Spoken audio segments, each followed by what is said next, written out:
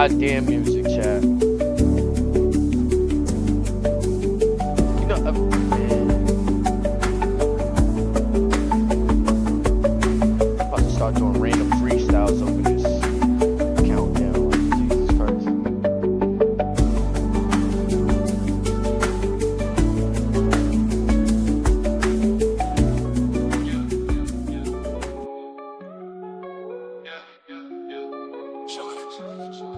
You see the YTC in the middle of the ring.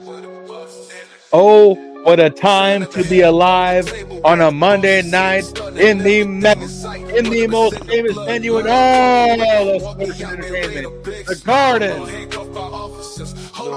New York City.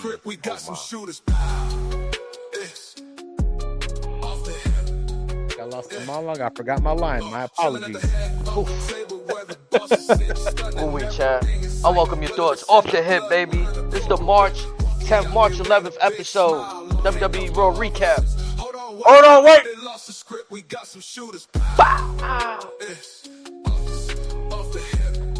Now, I just want to piggyback off something you said, Razor. The Mecca, New York City. I'm going to be honest. And I know you can probably attest to this if you've been to the big arenas out in Cali for you. When you in New York City, Madison Square Garden, it is very different than Barclays Center in Brooklyn. It's just a more... I think of, let's see, in San Francisco, they have the Fillmore. Then you see venues like Carnegie Hall. You see the Garden, these historic venues, the Cow Palace. Yes. Oh, man. Where you just step foot in there and you can feel the history. You can feel what the emotions in the hallways. The ECW arena in Philly, the 2300 arena. Yes. You just step foot in there, you just feel it. The Hammerstone. Mm-hmm. That ballroom. It don't matter what like it feels like dope. It doesn't matter which promotion goes in there. The fans bring that life to it when they in that setting. They become one with the spirit, the essence of the venue. Yeah, bro. Oh man, like, and I say that because when I stepped into the arena, it just felt special. It felt different. Like you said, the rich history. Seeing that WrestleMania sign hanging by them Ranger banners. I'm like, I had to soak it in. Also, this WrestleMania, I could be wrong. I don't remember last year's being animated. So like seeing the animated WrestleMania logo hanging above, I was like, What do you mean man. animated? So it was flickering like the lights. Interesting. Yeah, I don't know and if they had it like that in years past or whatever the case may be, but I'm trying to see if I could find a video. I thought I had sent it to you. I might have just sent you the picture of the WrestleMania sign. But I mean, they got $5 billion to play with, so I'm sure they're experimenting with stuff here and there. yep, so I sent it over to you whenever you get a chance. I don't know if it's sent immediately. It looked like it's still sending. But yeah, I remember last year we seen the WrestleMania 40 sign with the bell, the green, the Philly. It didn't do nothing special. It was just it was up there. This Just big one, ass XL.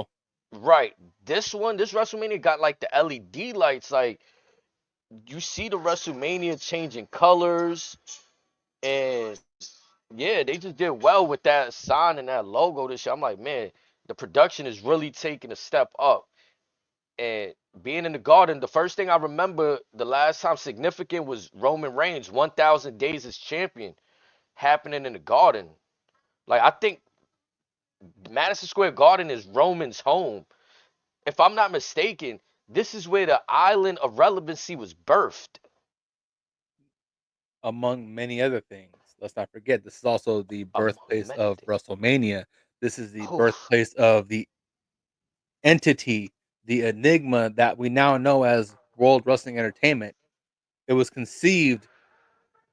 Now, granted, it's a different address nowadays, but the walls still remain the same. It is still Madison Square fucking Garden, the world's most famous arena. You can go anywhere in the world. You mention the Garden, folks gonna know what it is.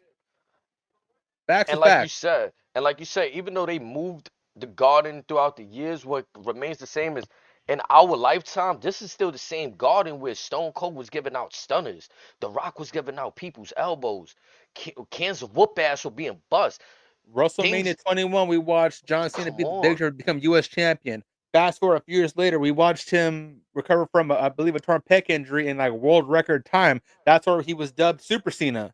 The Royal Rumble return. Like, We saw at WrestleMania 20 the return of the Rock and Sock connection versus Evolution.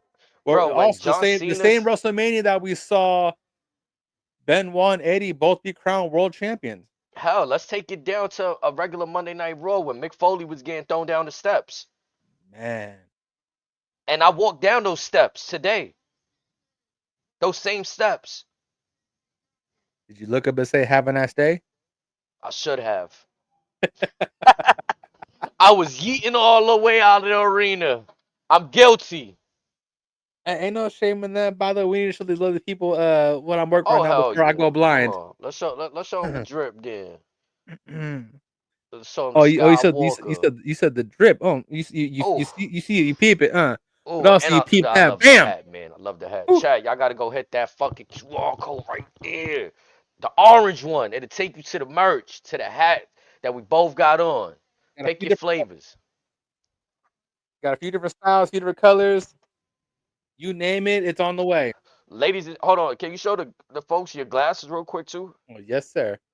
This is real tribal commentator work right here. Hmm. Look at that. Real tribal designer work right there. I just had to pay homage because the glasses do not come like that, folks. And They do I not. wish. Don't we all? I probably can't replicate that either. Mm, man. But tonight was a special evening. I just want to kick it off from my lens of what I seen, and then we can start off with the actual show or with whatever what we had on the screen, Roman. But I thought it was interesting to actually see a speed match in person. I never seen one in person. This Oh, is my they're first incredible. time. Yeah, bro. They had Shayna Baszler versus Michin. I thought the match could have honestly been better, but it was cool to just see them out there, to be honest, because I'm a fan of both. So I was happy seeing them right before Raw. We didn't get no Penta tonight on Raw, but we did get a full entrance for his main event match, and it was pretty solid, bro. Like, That's okay. Again, we're at that stage where we can preserve them here and there. It's okay. nah, and that's why I had to mention it, because some folks probably where's Penta, but we did see him in the arena tonight. We were treated to getting to see the It's man just work tonight. us folk watching from Netflix. We're like, ¿dónde está? And I'm not gonna lie, like I'm not trying to be petty, but that is a person that we've never seen in person wrestle, and that was one of the ones we were looking forward to. So I'm glad they at least gave us Penta on the main event match, and he went over as he should have.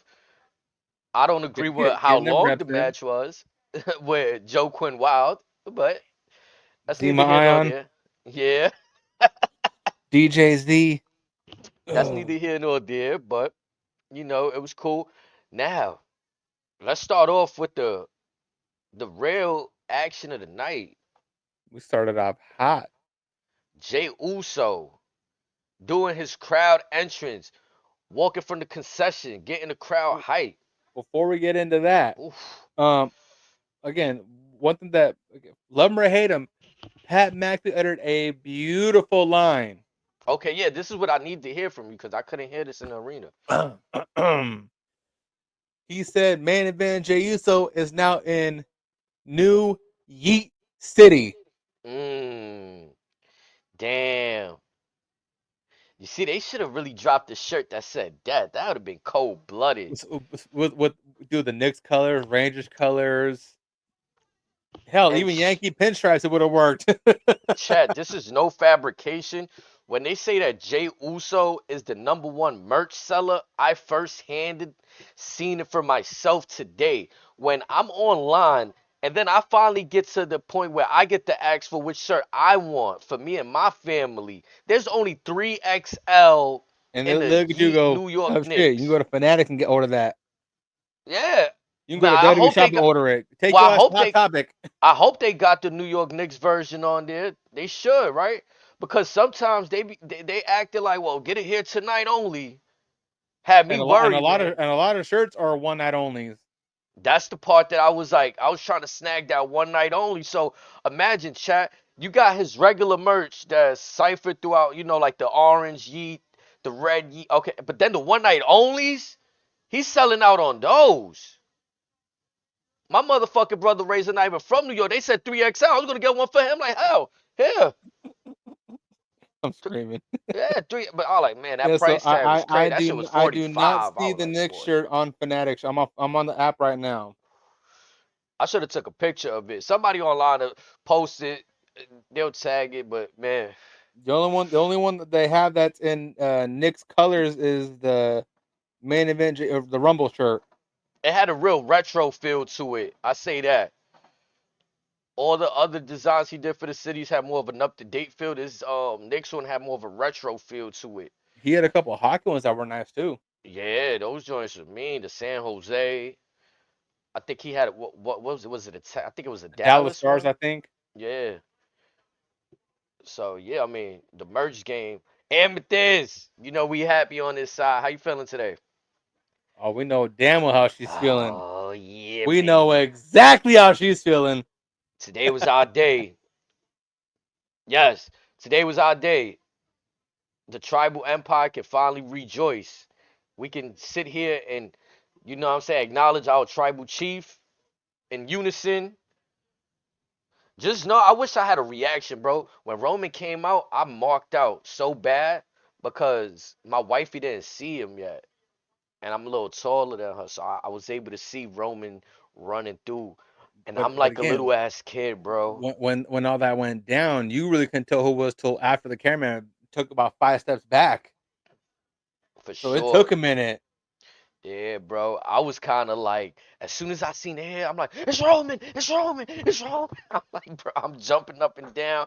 Like, I don't even know where my So dang phone was. when I first saw the big ass head and the hair, my first thought came was like, okay, if it ain't Roman, it could be Drew. Drew, I definitely like, but I was But so then hell bent. I was speaking it into existence. Like, I but asked my then girl right before, you you saw ready? the half sleeve, and it's like Bro, all the is writing right in was the just, world. the writing was on the wall. The way you been painted this picture a year ago. Amethyst done painted this picture in chats with us weeks ago.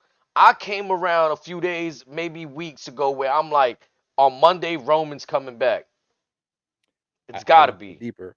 Again, for the last year, I've been saying since Mania 40, there's going to be a time, especially on Raw, Roman's going to get back into that zone to where show up, wreck everybody, and leave.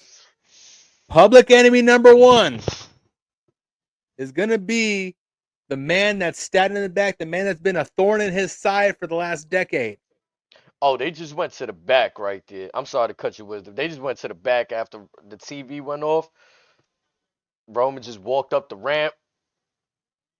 I didn't even get that. Mine cut out when they were still in the ring.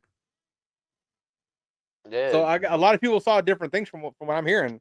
But also, what I heard that a lot of folks, Roman's return happened during a commercial break. So Netflix is on all kinds of weird shit today. I say this too. Unless I didn't really look correctly, I used to be able to identify when they were on commercial breaks because the red light on the hard cam But tonight, it was kind of hard for me to identify that. you know what identified it for me? What did they do last week? What did I'm they do? asking for a very specific response, and I texted you this as it was happening last week. I'm lost right now. You gotta They help me. went past the 2.5 hour mark. Bro, I was gonna text you, bro. I was gonna be like, here we go. Uh-huh. But I had They to, were hugging that 2.5 hour mark. I'm like, oh shit. I was so immersed in the moment that, like, there was a good portion of that last hour after I caught the entrances on my phone. I'm like into it, bro. Like, I'm really like, throughout all of the false finishes, I'm so like, oh. And then also during the hard cam, you get to see the timestamp right there, right? So that's when I seen 10.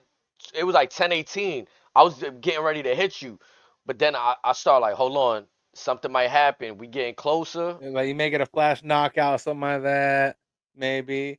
That's when they Nah, started nah. going to the top. Yeah, that they started getting to a lot of spots there. That's when I'm like, oh yeah, I gotta really pay attention here. So mine ended with him in the ring, but I saw him return too.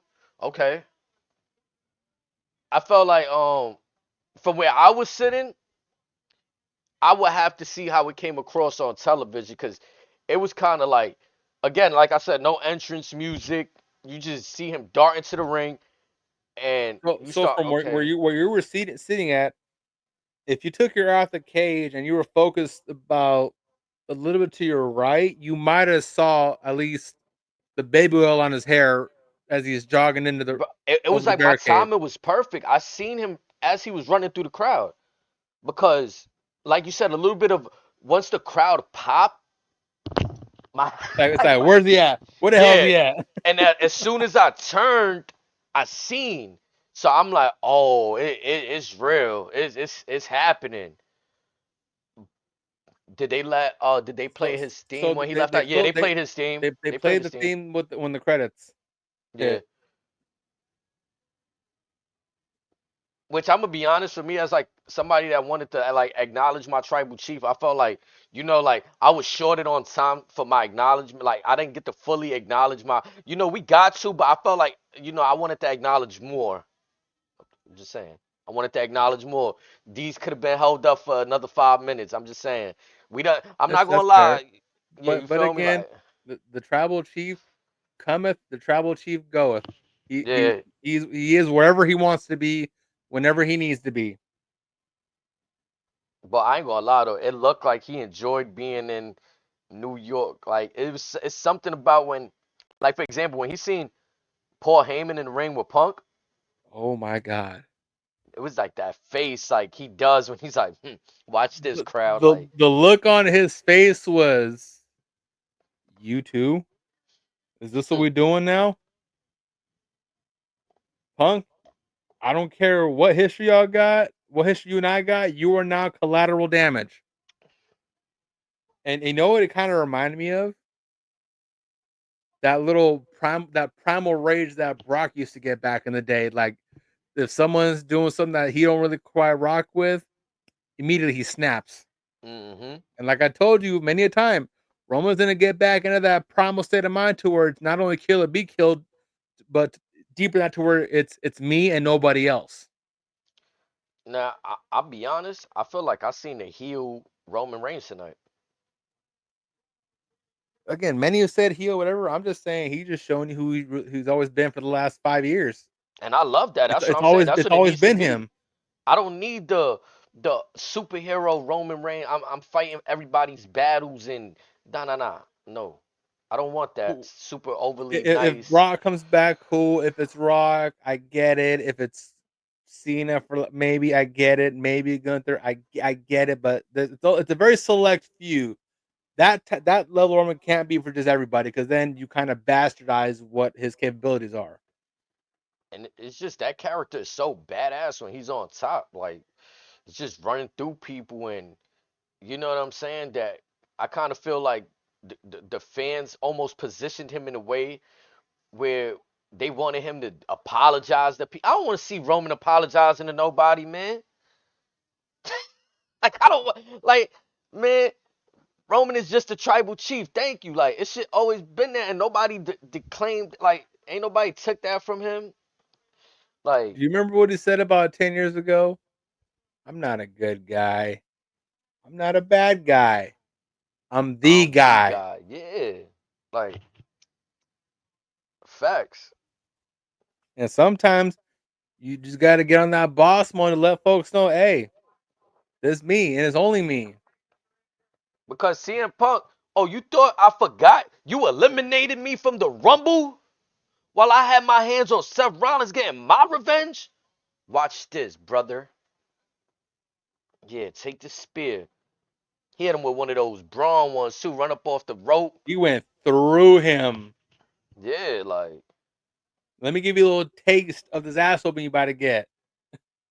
it felt like the impact. the crowd popping, everything just felt so impactful in that moment. I'm not even gonna lie, But like I think the loudest pop was when Roman dropped Seth with the curb stomp. Because that Roman put was some little on that. There was pain and anger behind that stomp. That was 10 years of pent up rage. thank you, 10 years Amethyst. of I agree with you. scarring that, okay, you getting a lick too. Yeah. Oh man, you thought this is what I'm saying. That's the energy. We was saying it. We need that wreck everyone and leave energy. We said this 2 or 3 weeks ago. Hmm. After that Royal Rumble moment happened. And I said This is how it it's must a be. matter of time.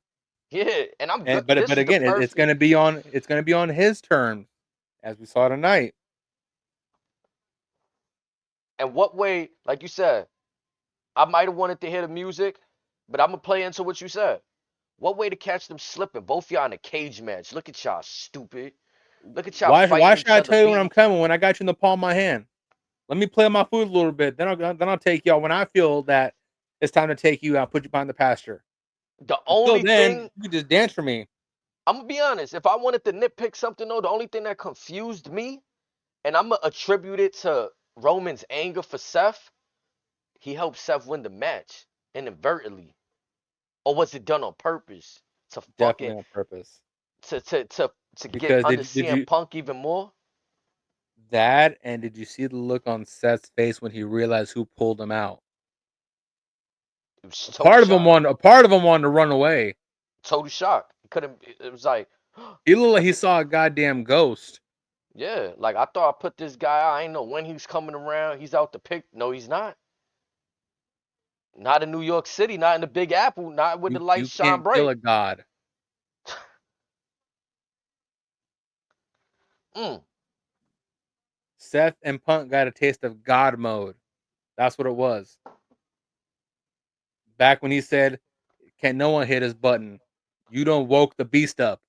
He Now you manhandled must Seth pay the out that consequences." cage. He manhandled Seth out that cage. Like, yo, come here. What you doing? Again, like you said, Seth was like, whoa, what just happened? Hmm. Yeah, Roman was definitely on it. That energy. This is what I'm talking about. That's what I need from my tribal chief. And And can you it's nothing imagine this less. Friday when Solo finds out that he's back? Granted, Jacob gonna be chomping in the bed, but Solo gonna be like, I may need to move a little different now.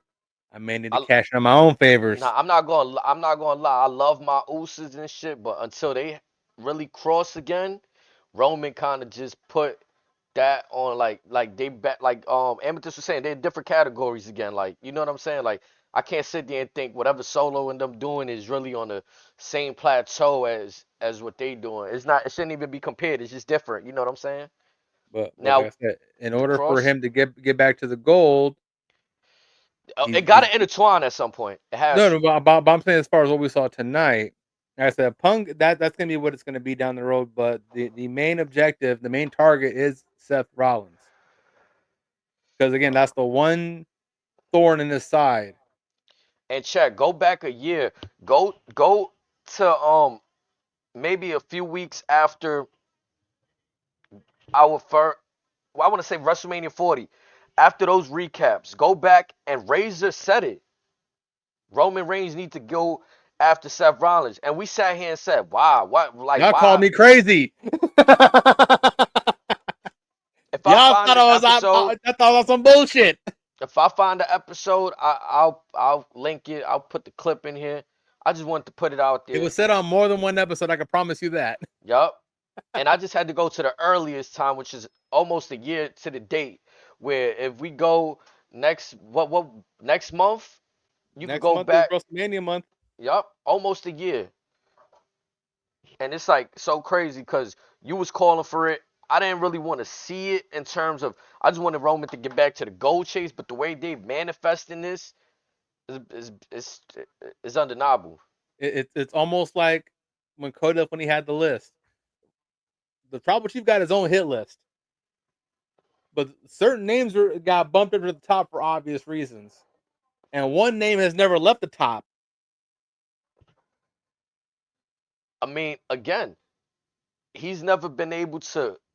definitively beat or cause Seth because he's always doing something. He choked him out, DQ. Seth wins that match, but the title doesn't change hands. Remember the first time they fought for the championship. And that was at the Rumble, I believe. So Seth wins that match. Then Seth costs Roman at WrestleMania. Seth is the reason Roman got thrown out at Royal Rumble. It's like because so it's a beautiful story that I can't wait to see when Roman finally is able to get over the anger and put Seth down the clean way. So you haven't done the My Showcase yet, right? Nah. Okay, so now I don't know if this is an actual video from the showcase or if it's just something that was posted online, but they have Paul Heyman recanting the stories of Roman's past. And they get to the topic of Roman versus Seth. And the picture that Paul paints with this is an absolute masterpiece. And he goes, "You want me to use this as a shtick? No, this is no shtick. This is a personal hatred. I can't just make a joke out of this just for a video game. This is very real to Roman Reigns. This is a very real situation to your tribal chief. This is no laughing matter with him. It's not like I tweeted earlier. This isn't business. It's personal. Mm-hmm. There are many grudges that he has, but this is the one thorn in his side. This is the one man that's caused him pain and anguish for over 10 years. Yes, he got a small look back at Mania, blah, blah, blah. But again, you can never erase the scar that that chair put on Roman's back. So when they lock horns, as Paul stated, you will never see your architect again. You will never see your revolutionary again. You will never see your visionary again. There will be no more Monday Night Messiah. There will be nothing left for him in WWE. He's going to put him in a body bag. Mm. So again, we're going to when they log horns. I joked in this few weeks ago before the Rumble that Roman's going to have more of a primal state of mind. I think it might be more deeper rooted than that. Mm. We might see it. We might see a dead body at WrestleMania. Man, they gonna stretch this man. Now I'm all for it. I ain't gonna lie, cause You might they have to really bring out Becky Lynch as she's crying back up the ramp with Seth on a gurney.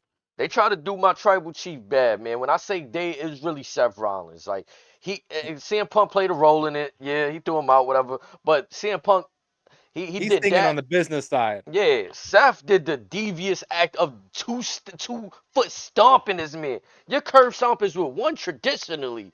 You You tried to drop both violate feet on him. and a little ass on it because you landed on him. And the way Roman's looking at it now is, all right, you had your free shots. I'm still standing. You're fucking dead now. Beautiful. Like you said on O'Shea's podcast. I woke up. Everybody else is fucked now. He's out there We're gonna hibernation. see a more vindictive, a more powerful version of God mode. I fear. Whew. The road to WrestleMania, it's safe to say that any concerns we had, it shouldn't be Those there. got wiped away real quick. Yeah. I see folks still trying to debate if Jay Uso, John Cena should have won. Listen, we good. We good. We good. We good, y'all. We good where we at right now.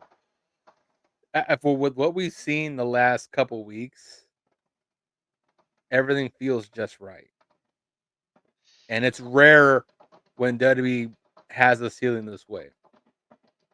It's one thing to get a certain story here and there, all right, it was moving and grooving, but this WrestleMania is going to be very different, like anything we've seen in the past years and all that. This WrestleMania is like it's shaped to be the most chaotic one in recent memory, if not of all time. And again, we are going to be privileged of seeing 2 nights of absolute chaos. The Rock might actually let the inmates run the asylum, and it's going to work. And I'm not gonna lie, the traditionalist in me a few weeks ago was like, yo, the Royal Rumble winner has the main event. Like, I'm like, you taking away the purpose of the Rumble. But I'm gonna be honest, the way that things are playing out, do you force Gunther Jay main event, or do you just say, yo, these are the better? This is the better main event, man. Like it is. He's still getting his title shot. Well, what about Tiffany and Charlotte? They still getting their title shots. It's like, well, okay, we switched it up. They're not getting the main event. But is it main event worthy the way it's been built up? Because then y'all gonna shit on it when it happens and say, oh, but this wasn't main event worthy. So then let's fucking put the main event stuff that is main event at the main event. Respectfully. Let's try that out this year. We've never went that direction. We in the year of doing new So things. so Let's do it. so let me ask you this question: Are we insinuating that one main event is going to be this inevitable triple threat between Punk, Roman, and Seth, and the other main event's going to be Cody and Cena?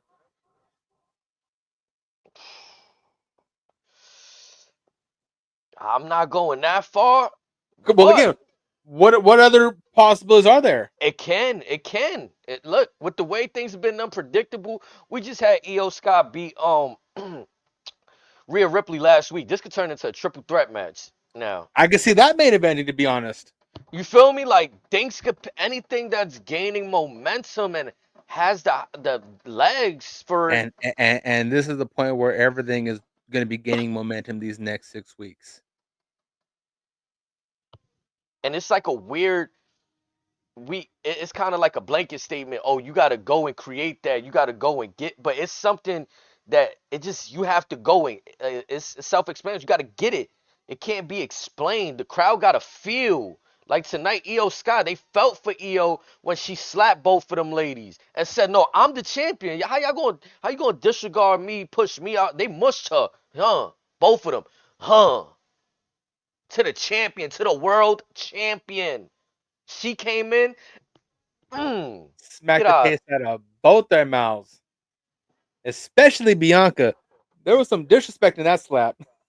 Yeah, Rhea's was more like a yo, calm down. Like I just whipped your ass. Bianca's was like a yo, you really mushed me though. Here, bow. Oh, that one. Like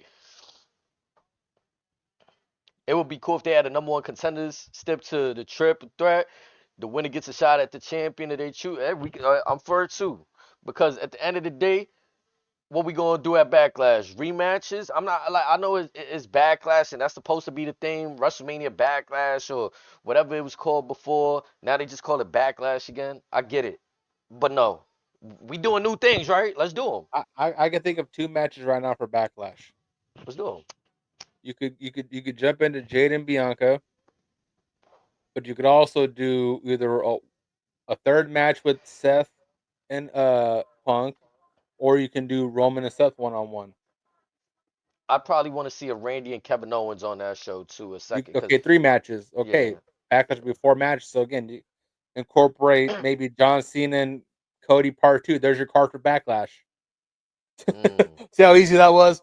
yeah, like Again, there's so many things that are picking momentum like you talked about. But again, it's like it's almost a blessing in disguise that Mania is now 2 nights because there's so many stories. There's so many angles that are culminating into stories. Like I said, you touched on Randy and KO potentially. Honestly, I wouldn't. I'm kind of not mad at Priest and Drew. Maybe do something at Backlash.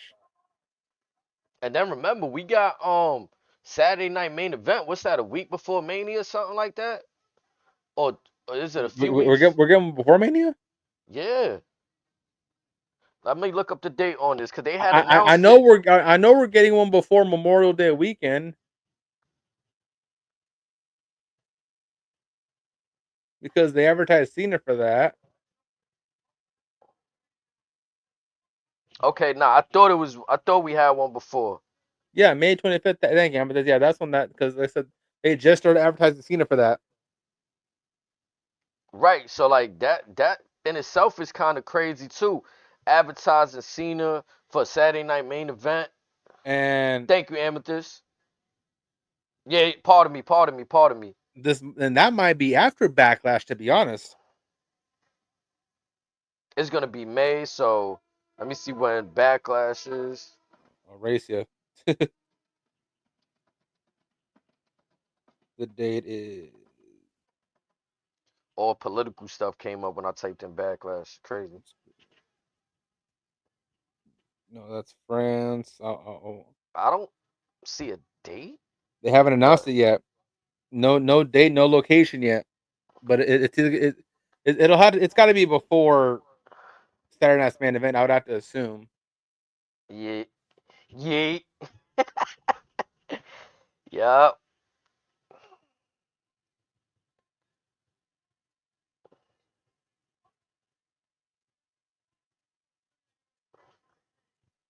Well, yeah, but Backlash is rumored to be in Mexico, which that should be interesting.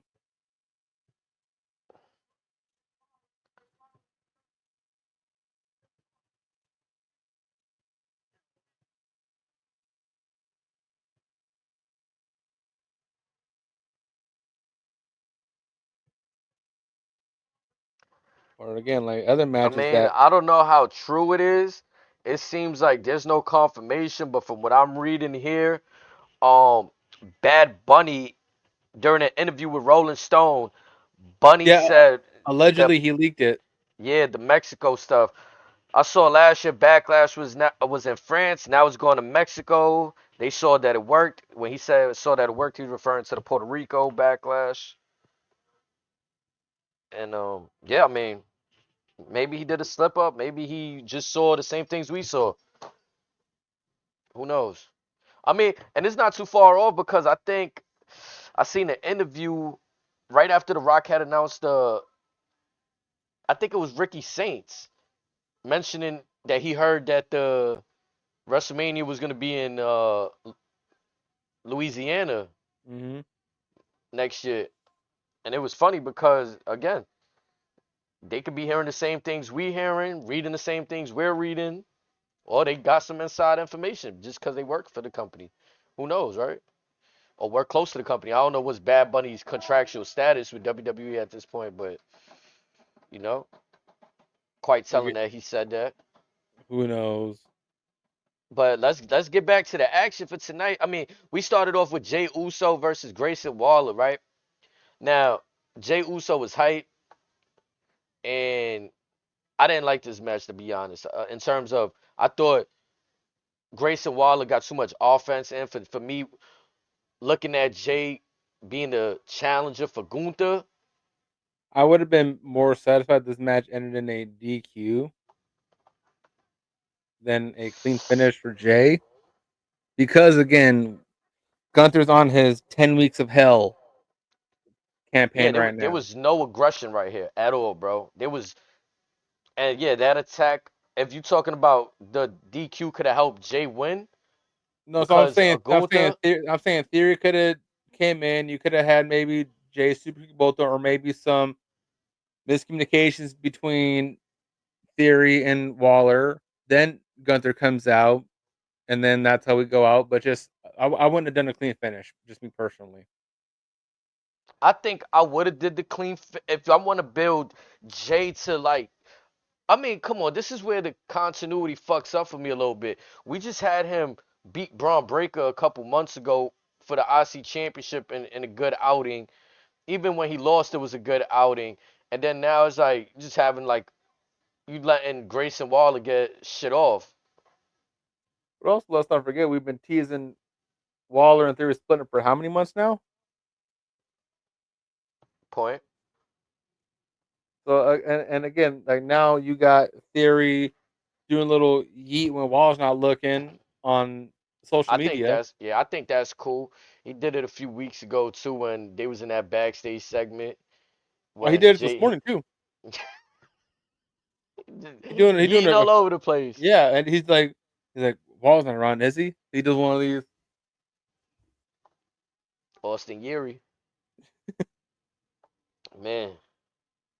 But, Again, though, but, I felt but like this isn't what I want to see from my like. I felt like this is like imagine any of our challenges historically from a Royal Rumble winner.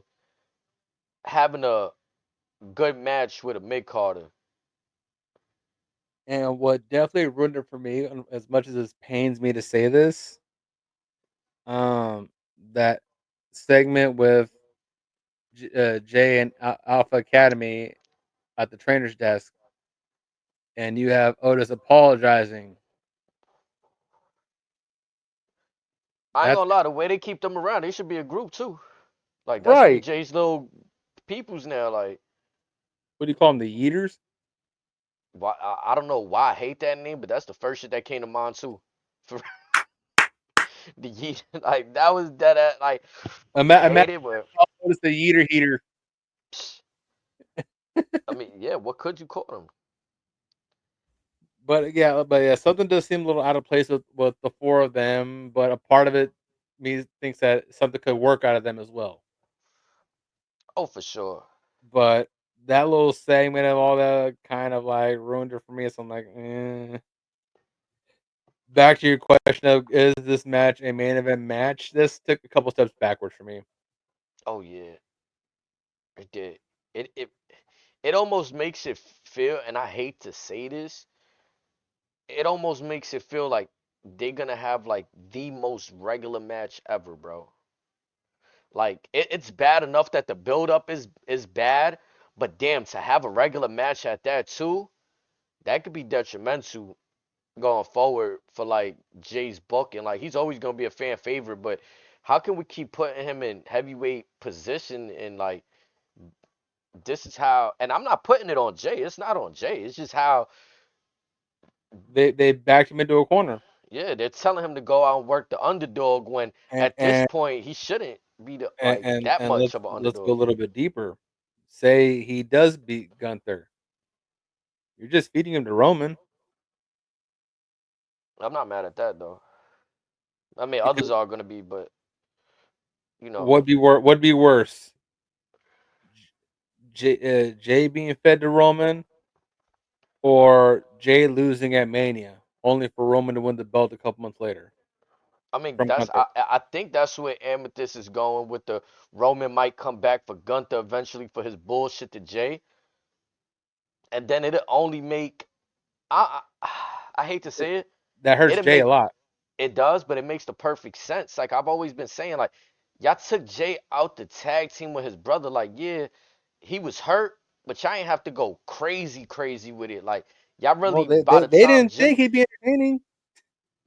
but even when Jimmy came back, y'all could have had both of them leave. You had Jimmy Mm, stick around and really do nothing in that time too, he wanted to except play get quarterback. yeah. You feel me? Like Like I said, Jay and Jimmy are there in very interesting spots to where they see the momentum that Jay has garnered the last couple years. They're hopeful that Jimmy can get up there, but again, with whatever, I don't know if Jimmy's got the injury bug again or whatever, but something's not clicking. And I think he just stopped used to I do think his they're at a brother point to shit. where they're so far apart now. I think they're almost afraid to put them back together.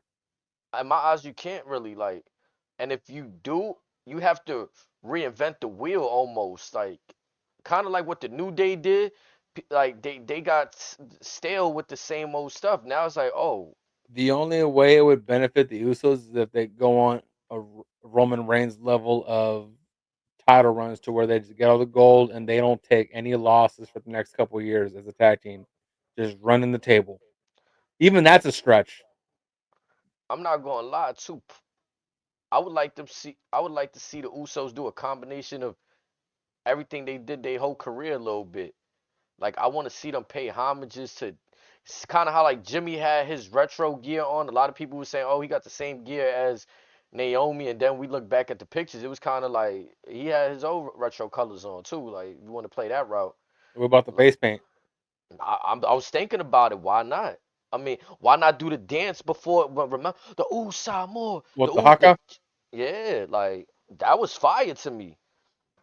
Or bring back that Uso penitentiary style where y'all was going I, I, I mean, I'm, one I line. mean, they kind of never went away from that. Once they kind of got that thing going, it's just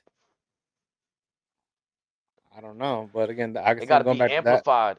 It got to be But, amplified. but how do you amplify something that was almost already damn near perfect?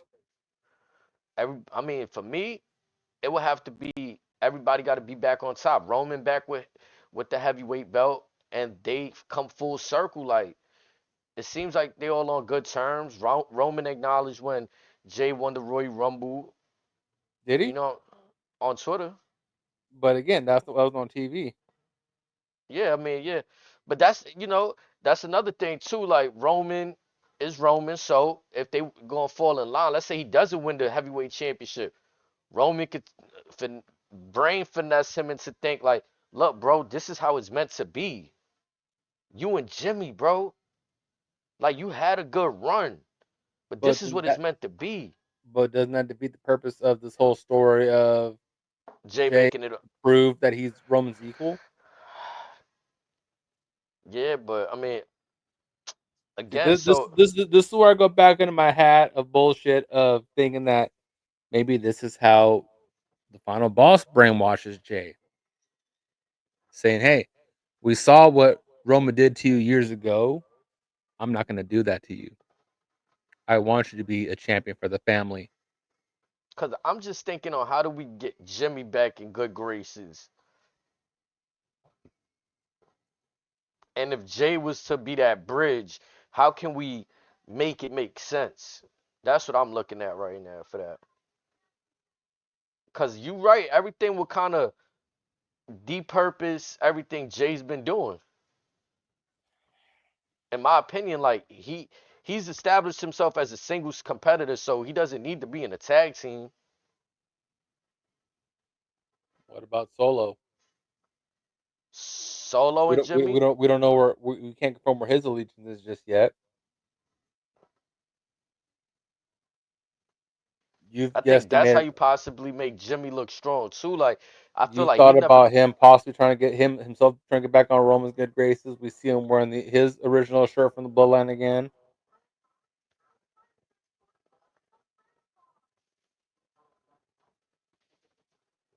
Oh yeah, Jimmy played. Yeah, when he came back at Bad Blood too, right? And he called that play, Hmm. and Roman was like, "You did that?" Yeah.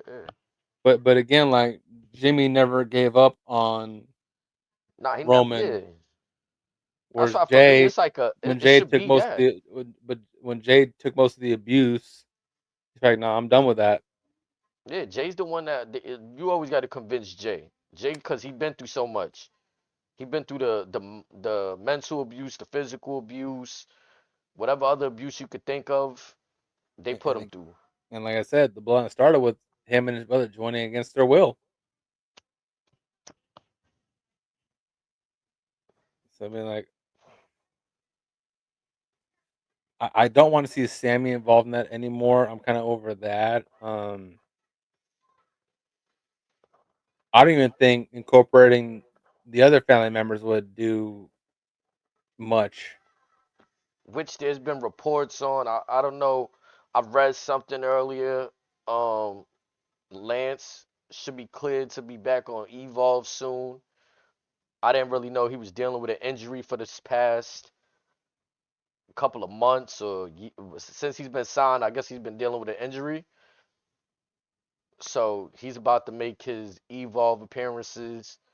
Hikaleu, they've been looking to get word on him. Maybe that's something to keep an eye out on. There hasn't been much of anything from Hikaleu, so we'll But see. nothing. He's been completely off the grid.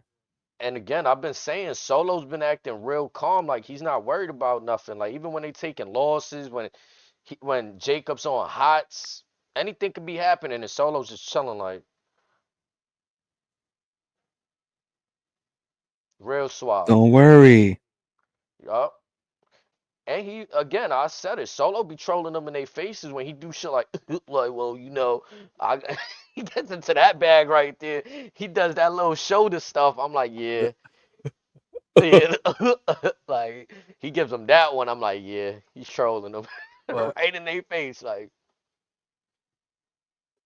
the other option I'm seeing of trying to get Jay back in 10 toes down would be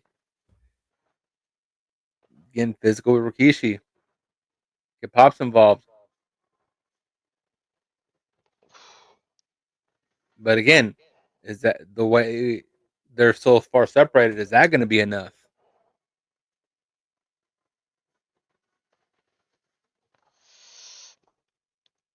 I mean, it, I don't know. Where do we go with the whole like? I don't want to spend too much time. We didn't really cover SmackDown that just happened, but Braun Strowman single-handedly took out the bloodline. Like, I mean, Jacob was standing after getting put through the. But where do we go with the? Does Jacob and Solo happen, or do we see Jacob and Braun Strowman at Mania? Like, are we pivoting away I from don't want to Jacob? see Jacob and Braun again. I'm sorry. That has to happen on a regular SmackDown, right? Like, that has to Yeah. happen. That has to happen on a regular SmackDown. And then Um. something with Solo and Jacob happening there because that kind of confused me. I'll be honest. Giving Braun that momentum and that, like, again, I don't know. And then what do you do with Tama Tonga? What's the word on Tongaloa? When, like, I mean, from his torn bicep, he should be back any day now. Should have already been back based on my math. right? I mean, it's been 6 months, no? Unless he's training Hikuleo and then they just come out and do their own shit. I don't know. When was Survivor Series? November. I mean, that'll be 4 months since November, since the War Games match. If he could come back in 4 months, that's a blessing. If it take Tom 2 more months to make it six, that'd be WrestleMania Backlash or Backlash, excuse me. I'm so used to saying WrestleMania Backlash because they did so much foolery after the WrestleMania pay-per-views in general and PLEs. They'll just name it WrestleMania Payback, WrestleMania Backlash. Like, Yeah, they say on average 3 to 4 months for a torn bicep. So again, should be one would assume any day now. yeah, so he got some time. If we just give it, if it's short time, he should be back. If it's extended time, 7 to 9, 6 to 9, Well, shit. Cody had a torn pec and a bicep. And how long and was was he out? back. The next He, day. I mean, he did Hell in a Cell. I don't remember when Hell in a Cell was. I'm assuming that was in September or something like that, or May. It So, could have been August. Nah, the the fuck them Hell in a Cells used to be in October, I think. yeah, and he was back by Rumble. Yeah, So again, couple months. yeah. Mm. Yeah, I mean, everybody's different. We'll see how he's rehabbing, what he's doing over there to get back. You know what I'm saying? A lot of questions for the bloodline surrounding him. I mean, and I say the bloodline, even including Jay, even though he's not in the bloodline, he is bloodline affiliated at this point, being related. Like, so I we'll chill see what about happens. I chill about Cody's promo on Friday. Um, that's the one where he told Cena, "Come get some, You want some? Come get come some. get." Beautiful. I think there was more stuff he said. I can't really remember right now, but Well, he honestly, kind of he kind of piggybacked on it on Raw today. I Talk about think how Cena couldn't be bothered to come to these shows, but also that's he. why I couldn't remember because he was doing the long-winded thing. I remember he said Hmm. my daughter was gonna ask me what happened. I gave her a little lie, ran into the wall, and then like you said, he started to get into the Cena stuff. I once had a hero. He said he'll never give up, but then I'll tell her one day that he did give up. I thought again the way he was laying everything out, his energy. It's sad that it takes two legends, The Rock and Cena, to bring out the best promos in Cody. It's But again, crazy. let's look from this aspect. It takes essentially the one A and the one C, kind of putting Austin as the one B as far as mic work to get this out of Cody. That's what I'm saying, bro. So it took two of the best to get this out of him. And again, like, I'm sure the match will be fine, the story will be fine, but Now I like it though because again, going back to what he said on Friday, John, you think the what he said, to paraphrase, the next person isn't supposed to look like the last, or it doesn't look like the last. Mhm. And John, you think the next person's supposed to have the same lifestyle that you had, and he went into the whole bag. And I'm like, yeah, nah, that's fire though, because now you really setting the table for people to believe like you could be the next face of the company for real, for years to come. Like, even though it's kind of happening already, but like you laying out, you don't have to be a John Cena archetype. You could just be the Cody Rhodes archetype and get them like them things. Well, here's my problem with that promo because again, when he first won the belt, he was bragging about how he wanted to be John Cena. He wanted the John Cena schedule. He wanted to prove he can hold the candle to John Cena. So you feel like it's hypocrisy there. Yes, absolutely. I feel that. And now this promo today was vastly different. This seems like what more like we should have heard on Friday, but Friday's promo, yes, it sounded nice, but you're just feeding yourself lies to where I feel that this John Cena heel turn may not be the actual heel turn. I think this is more layers for Cody's inevitable heel turn. Mm. I don't know how we're gonna get there at this point, but I something tells me that we're still on that trajectory. Man, that'd be again. It's an interesting way to go about things. Like if Cody do the double fake, like really fake this out, didn't take the Rock's decision, but still go heel a different way, or do take the Rock's of this like offer eventually, but in a Or different maybe way. this drives Cody into a level of lunacy to where, similar to Sammy and his conspiracy theory gimmick, it's just Cody's mind. It's just him versus everybody. Everyone's out to get him. You know how much that'll fuck everybody up if whatever match it happens in, and the Rock is by ringside, Cody wins, looks over at the Rock, walks over to him with the championship, And hands does it does the Austin and Vince thing. hands it right over to him, bro. There will be uproar. People will be throwing cups, pop, whatever they got in their hand. They'll be throwing it. Isn't that what we want? Hell yeah, Well, at least it's what you and I want. bro. That reaction again in real time, it'll be annoying for security and all whatever parties involved. But when you replay value that shit, it's gonna be just as sweet as that. Let's go a little Come on, deeper. You have Cody beat Cena the same way Solo beat him at Mania. You squash the shit out of him. You mm. make it completely one sided, and Cody does almost like that. Are you not entertained? You guys wanted me to slay Super Cena. You guys want me to beat Big Match John. Now that I did it, this isn't enough for you. Fuck you guys. I mean, he told Rod to go fuck himself. I mean,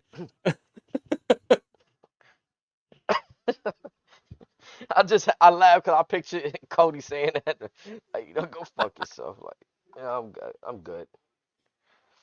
but again, Oh I mean, man, and then maybe that's how we get to Cody and Randy. Who knows? But again, this John Cena stuff, or whether it's that or Rock's audibles, definitely complicated a couple things. definitely.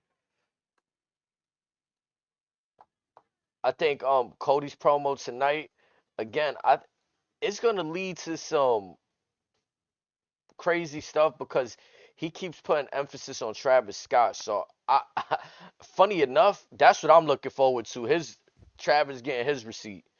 I'm be honest, like it's gonna be entertaining. I want to see what he's You gonna, know he's got one coming, and it's gonna be nasty. bro.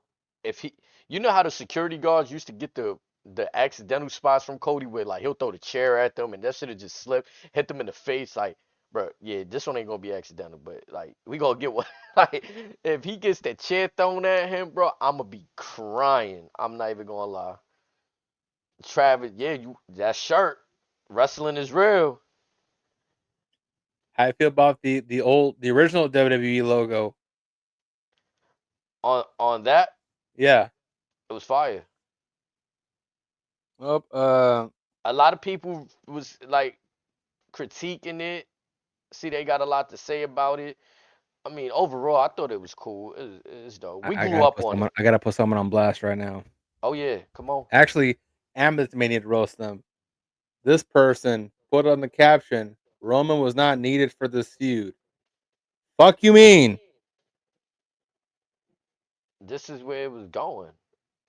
It was, This is how it was. Yeah, it's ingrained. It's and already. another thing that I've been saying for months, whether it's Punk Cody, or I mean Punk and Seth, Cody with Bloodline, anything with Kevin Owens, Randy Orton, Sami Zayn, Drew McIntyre, Solo, Jacob.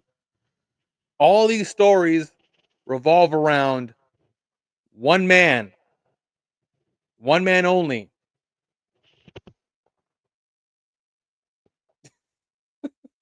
I'm screaming, but here we are. But again, Yeah, all these they went stories, wild with that. love it or not, they all revolve around Roman. The WWE universe is revolving around the gravitational pull of the tribal chief. It's I a think fact. folks should have got so disappointed. Again, I spoke to you about this off air, right? There was folks around me sitting, and this is no disrespect from my angle to CM Punk or Seth. There was some folks around me getting up to leave, maybe because their kids had to go to school the next day. It's already getting late. That I'm gonna give them the benefit of the doubt. They had kids. The moment they heard from whoever they might have heard it from, WWE employees, security, gave them the heads Hold up. on. Wait a Yeah, minute. yo, Give us a couple wait a minute. minutes.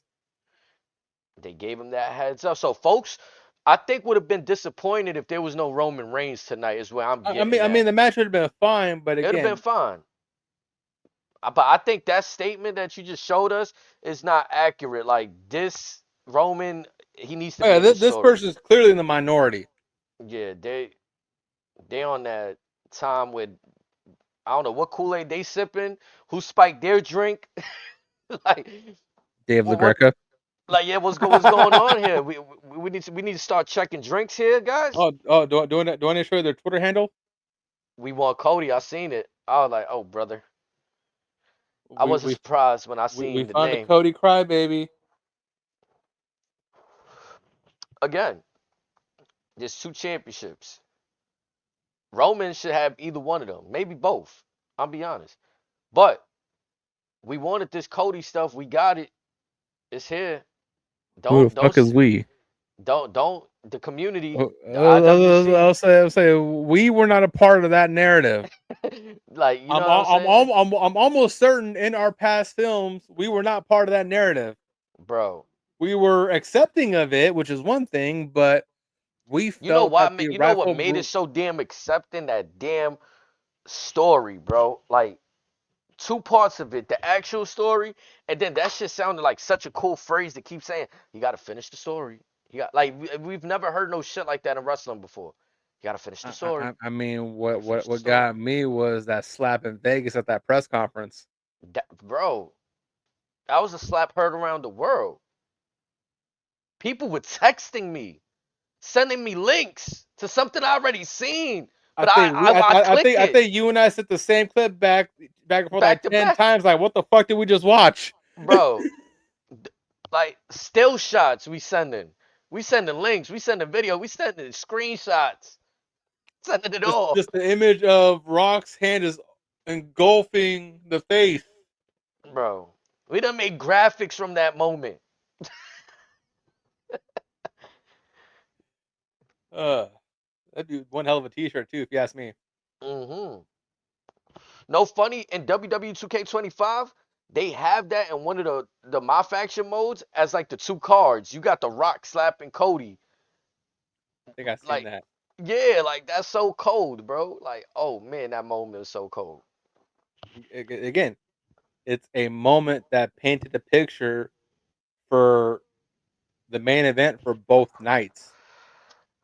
I think what's That gonna moment be, was the catalyst. bro, amazing. Again, and we seen similar with the Elimination Chamber. It's setting up what's to come. It was the kick to the nuts. The look on Cena's face. It was the curb stomp that Seth gave Punk. You Another bought your catalyst first could be action figure? Nice. another one could be Jade's Copy, return to bro. start the show off. Again, moments. You feel me? Also, speaking of moments, I would be remiss if we didn't get into this. Naomi's promo Mm. From from SmackDown? SmackDown. Yeah. I did it for you, Bianca. Go ahead, lead us in. I gotta run to the bathroom. We saw a very distraught Bianca Belair essentially demanding answers. She said, Jay's not picking up the phone, but I know Naomi's here. Naomi, bring your butt along. We got to talk. We got business to handle. And just after a few back and forths of Naomi gaslighting, buttering up, whatever you want to call it, just ask. It is a simple yes or no. Did you have anything to do with Jade getting laid out a while back? And again, Naomi went on the carousel for a few laps discussing, oh, what about the good times? What about this and this? What about blah, blah, blah, X, Y, and Z? A part of me thought Bianca was going to pop her in the mouth and just say, hey, tell me now, or I'm going to assume you did it. If Jade wasn't coming through that night, that's what needed to happen. But we get Naomi basically just abruptly saying, yeah, I did it. I wish I did it sooner. I wish I pushed her harder. And again, much like Okay, him with so with blowout stuff, Bianca needs an award for her performance. oh yeah, she's definitely been bringing out the tears. The waterworks have been, yeah, you know what I'm saying? I thought it was over too dramatic. Like, cause come on, bro. I'm a 30-year-old man, bro. Like, you feel me, bro? Like, so for me, the emotional stuff, I can only um relate to it, but so much. Like, it was a little bit over the top, and like me and Snakes was talking about it in my crib, like the elimination chamber when she was yelling real loud, like. Because she was confused, like, what the fuck is going on? Like, Yeah, like it's a and I two also see my part. Like ride or I die here. Like, what appreciate the it. fuck happened? Yeah, you feel me? Like, but again, that's WWE. I gotta applaud them, WWE Bianca making this cinema, giving us something that we not accustomed to, right? Like that's real emotion, like bringing out the emotion, like she's feeding into it. What I thought was interesting, to be honest, was everything Naomi was saying. Like, do you think it Yes, doesn't hold some merit? We've been yes, talking it about it. does. Yeah, like Naomi said touched on some points where Bianca was good on her own and Jade kind of came in and stunted. I mean, I'm just paraphrasing, kind of stunted her movement, not her Riding the growth. coattails. Yeah, riding the coattails. And then later on in the promo, when Bianca's leaving, she tells her, "You ungrateful bitch, brother." Bingo. And then the emphasis, like it was just like, oh man, like I felt that, like. Just imagine your closest friend of X amount of years. You guys are joined at the hip, and they just, as Punk would refer, stab you in the front and saying, "Yeah, I did it. What about it?" With no ounce of remorse. But was sold it for more for me, which I kind of maybe I read too much into it. I don't know, but when Jade comes out, her and Bianca had a little stare down to where it's almost like Jade's looking at Bianca like, I knew you had nothing to do with it all along. This is between me and her. Mm-hmm. And she, yeah, Out of respect for what we got, stay out of this one. but she also looked at Bianca like, you fucking dummy, like. That's also what I read into it too. It's like I saw two different sides of it. Like I knew we shouldn't trust her, but I knew you had nothing to do with it. I knew your hands was clean, but this is between me and her. It's Now an interesting, yeah, it's interesting. What you was gonna say? also I'm generally curious as to if they choose to do so. If we learn down the road What if Naomi was a pawn for Bianca, Mm. and that was just the trap? Only thing is that Naomi didn't clean up her mess. She didn't finish her food, I mean, I don't want to be the one that looked too much into things, but I thought it was funny how they were both wearing black. Like, and at the PLE, they're both wearing white. right. And then This this and, was the and lately they've been actually been wearing matching gear when before it's just been mismatch. and in kayfabe, she hasn't heard from Naomi, so they didn't coordinate this. Right. So I think there might be more to this. I would like there to be more to this, but again, this just started. Let's see where it goes. Unfortunately, I do not picture this being a WrestleMania match. As much as I would love it for it to be, Who Jada and Bianca? Jade and I Naomi. mean Jada and Naomi.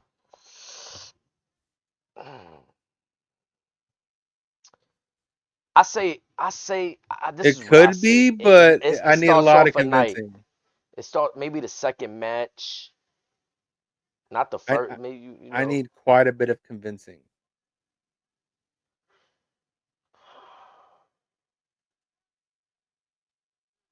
I mean, so does Jade have a match on WrestleMania? Because the last time she was in a match, what was it? A six woman or was it was some kind of tag team It was a match? 6-person tag. Yeah. So like Bianca's obviously caught up with her situation, looking like that might be a triple threat. We didn't see no Jade come out to really disrupt what Bianca had going on Raw tonight. So as of now, it don't look like she got no intentions of disrupting what Bianca got going on.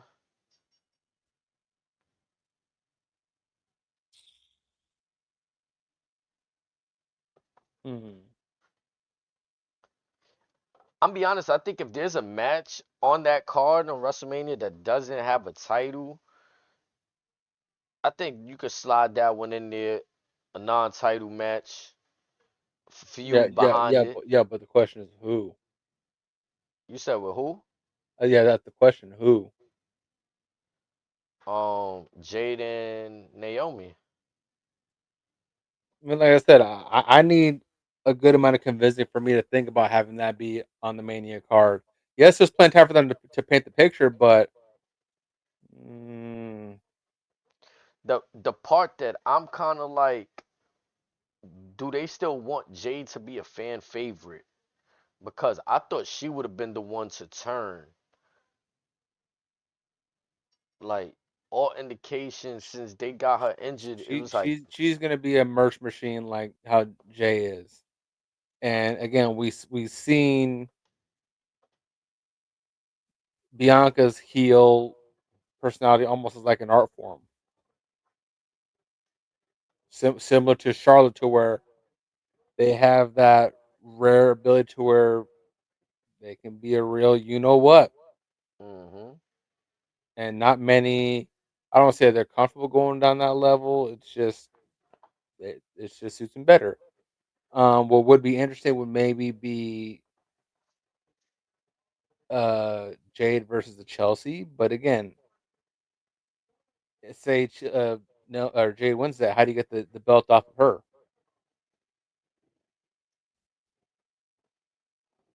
I wouldn't mind seeing Jade versus Nia, but again, how do we get there? right. If you put her in with the match of Tiffany and Charlotte, that just pisses all over Tiffany.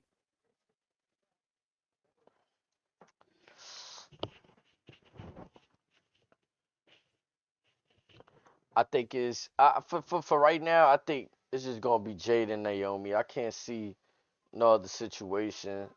And And again, like I said, you could probably get a man match out of it. It's just for me personally, it's just I'm nowhere near convinced yet. now I feel that. I mean, the way Naomi should have really. I think she should have battled it out. She's playing chicken shit heel, kind of ran away from Jade, Oh no, Jay and still dropped her. yeah, threw her over the table and shit. Like, but initially she tried to scurry out the ring, and obviously she just ripped the neck brace off, right? Which you appreciate the neck brace. You want to see. So she was over here selling it and then just ripped it off. Like, you Hell know of a lot what? better than Cody. She even bedazzled her jaw. Had the glitter on And it. she wore that to the world premiere of Queen of the Ring. Yeah, bedazzled it. I mean, she should have just sat there and brawled it out, but she should have took the bumps. She should have not got the better of Jade, in my opinion, just so it could feel like a more fierce, like, oh, this is about to be a cat fight for real, like. All right. But we didn't get that. We got cat and mouse rather than a cat fight, and Speaking of cat and mouse, we got Tom and Jerry out of LA Knight and Shinsuke. LA Knight picking up the victory over there on SmackDown. I thought it was a big moment. Also, I felt like he kind of did something that gave it away to me, but I don't know. That's probably just me looking into it. He wore the vest that he started wearing when he became champion. Yep. So It's I a was like, different vest than the regular one. mm-hmm. That brown with the gold strap up there. So I was like, I think he's picking that up tonight. It was just that little small thing, but But what on earth do you do with Shinsuke now? um, honestly, I don't know how long his contract is, but I think you put him in that legend bracket. Like he's already older. Like What I'm he's getting at is, if his contract's almost up, do you cut ties and let him ride out in the sunset back in New Japan? The problem with that is he'll then be at Tony's disposal. that's why I give him a legends deal. Somewhere we could still use them in video games. Because I would have to assume that Tanahashi wants to have one more bout against one of his greatest opponents in Shinsuke on his retirement tour. But yeah, Like I would like to see Shinsuke, if he's gonna be in this character role, develop it more and use your presence how a Tajiri was out there, or how like a boogeyman would pop up sparingly. what if I kind of wouldn't mind this, but also I kind of would hate this at the same time. What if you pair him with EO? I mean, I don't know if you remember when I've been We touched on saying, it before, yeah, we been said that either he should have been part of the damage control, or they should have did a spinoff of that and made a group with him to add a male to their presence. But I thought there was something there when it was Oscar, EO, what's Kyrie. CEO's, yeah, Kyrie Sane and EO Sky. I thought they had something right there with them, cause not that Dakota Kai, but she was the only one that's kind of like not Japanese from the group after they Which she kicked spoke Bailey out. Japanese. Yeah, so it's like I guess it worked, but again, I think it'd have been like at that time you got the LWO, you got the one dude that's not Latin, right? We always touch on him, but you have like it'd have been just dope to see Shinsuke incorporated with them. Think they dropped the ball on that a little bit. Would it be a bad idea to let him run with the young bulls down in NXT? Yeah, bro. I'm not gonna lie, like Because I'm looking at it on this regard and this regard only. How else are you gonna solidify them as a third brand? I guess they trying to do it with showing that they can hang with the likes of the TNA But people. that can only get you so far. But again, eventually you want to tap into the mainstream crew. Right. And think about it, the US title picture's deep. The IC title picture's deep. I The hate to give you tag this titles are answer, deep, at bro. least on SmackDown. It's the contract situations. But again, NXT could never be a main roster. it's got to come down where getting where you fit in. Like, and for the fans, because we got some smart fans out here, the contracts be public knowledge somehow. And when you find out that said people don't got a main roster deal, it puts a different outlook on the said talent. Okay, so what about when Dolph and New Day went down? They were still on their main roster deal. And then look what happened to them. Yeah, Future Endeavor. look at New Day now. Yeah, I'm surprised. I'm be honest. I'm Look at surprised Finn they and Dom. stood. Baron Corbin though, But again, look at guys like Finn and Dom. Dominic, not Dominic, Dodjack. Yeah. He got sent up, Well, sent down. allegedly he was exiled because he was Sean Ross Sapp's mule for I'm insider stuff. screaming. That's the rumor. I don't know if it's been true or not, but that's what everyone's been talking about on the internet. That's kind of why he fell out with WWE. He was Mm. giving him all the shit. I mean, shit. Everybody gives some shit. Cause how the fuck he knowing about some shit that's he shouldn't even be. You know what I'm saying? Like, but he just happened to be the biggest mouth in the room. So Yep, we gotta throw him. and Yup, you know how everyone knew he had a big that. mouth. You know how that shit go. Oh man. But nah, I think it goes 50-50. It depends on how the town again, what I was saying, that magical getting the crowd behind you. Like I think like Baron Corbin, he did a good job with Braun Breaker. I think He he got just back ran out of time, and if you figure he was there over 10 years, but by the time he finally got something going, just got lost in the fold, and look it at was the too Good late. Brothers. They sent the Good Brothers down to NXT. I'm thinking, okay, well, they're gonna help the young guys down there. Now, granted, Carl with the injury, still weird Hmm. to see them get released during the injury though. You rarely see that. Yeah, that was a weird one. I just think I'm worried for guys that like a guy like Shinsuke, if you already on the decline on the main roster with guys like Obafemi down there, it's like it's really curtains. I'm not gonna lie. Unless you somehow able to recapture your flame like Finn Balor did that time he went back down and he was able to recapture the gold down there.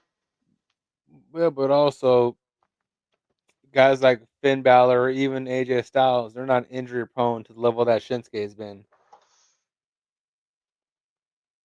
Right, because after Finn's first injury, after the undisputed or the Universal, I haven't really heard of him being injured at like not no Well, the costly last time. injury I know that Finn had was when Kyle O'Reilly broke his jaw at the end of that match for the NXT Well, Championship. we watched Finn break his thumb in the ring, or it looked like it, and he just kept going. Oh, It do was you no. remember that match he had with Kyle O'Reilly for the NXT title? I remember the match, but I don't remember the jaw breaking. Like So I remember there's them a going spot at towards the it. end of the match where O'Reilly gives him a kick, and upon impact, Finn immediately knew something was broken because his eyes went from closed to they just popped open, and then once he moved his hand from his mouth, his shit was just pouring.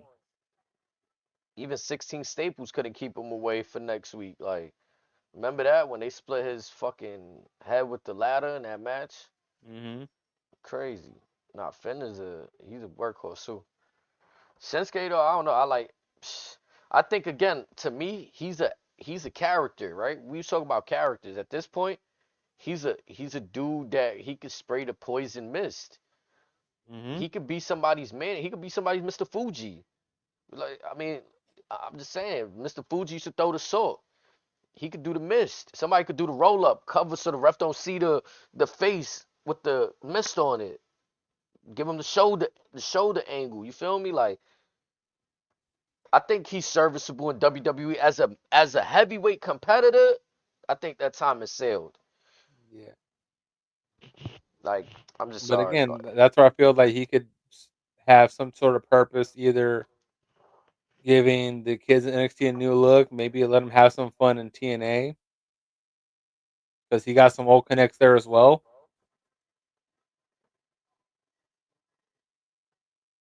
Now let me ask you something, because we in the John Cena retirement tour era.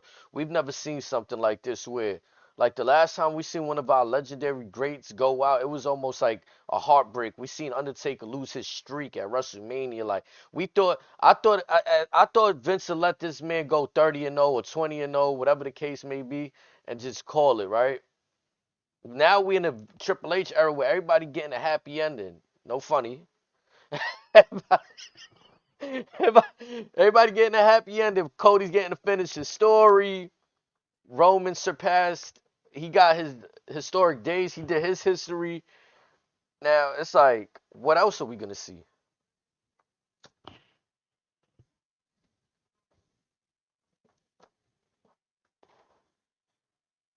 I mean, as far as the main roster, only thing we haven't seen is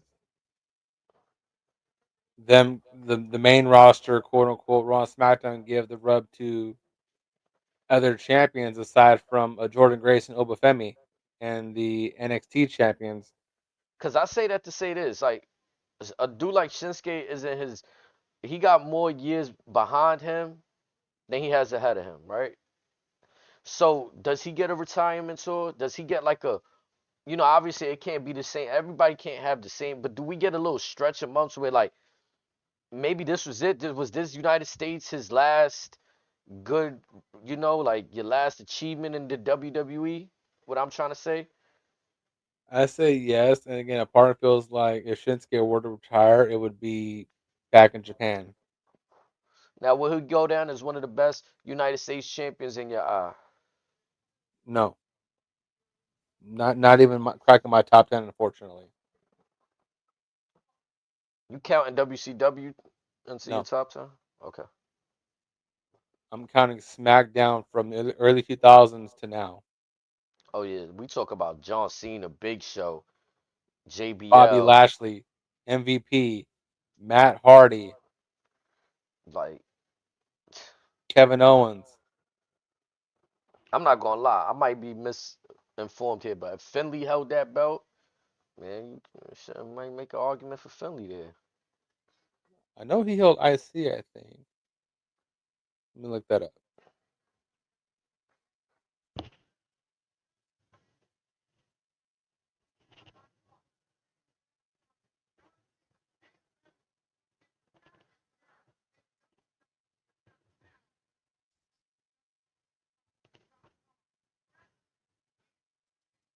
He was a United States champion. Mm. That was the only gold he held in WWE. Yeah, so I mean, like,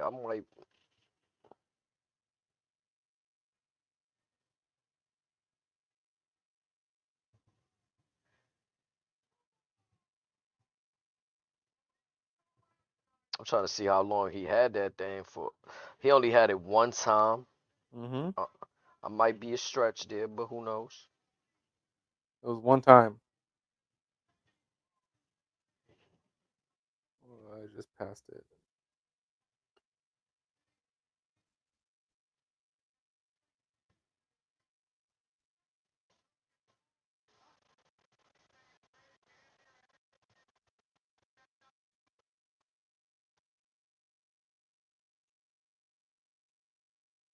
I'm not gonna lie, Zack Ryder might have been a good U.S. champion. Rusev was a U.S. champion.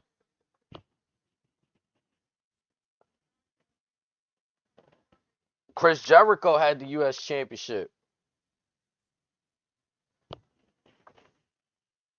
Much like the IC championship, anybody who's anybody had that championship.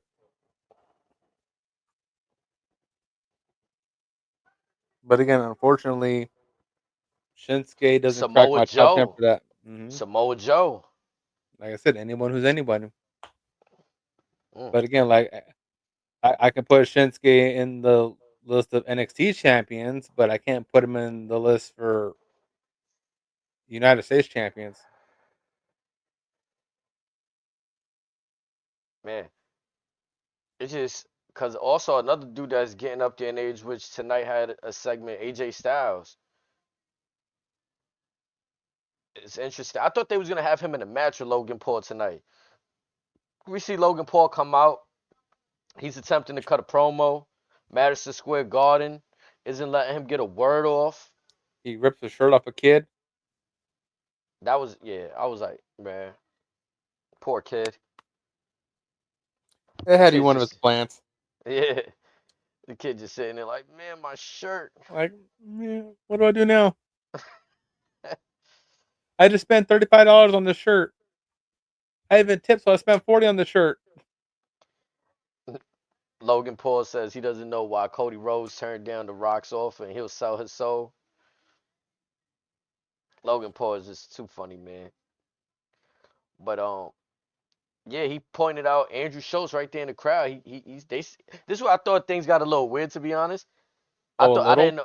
Yeah, I didn't know if it was improv. If this is where I thought it was kind of a good job. He's like, give him a mic, give him a live mic, and And again, Andrew. folks, if you guys don't know Andrew Schultz, look him up.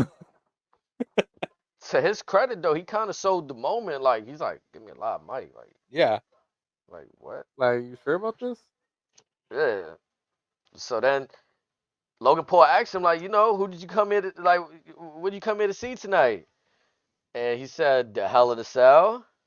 All right, yeah, the Hell in a Cell, but who'd you come here to see tonight?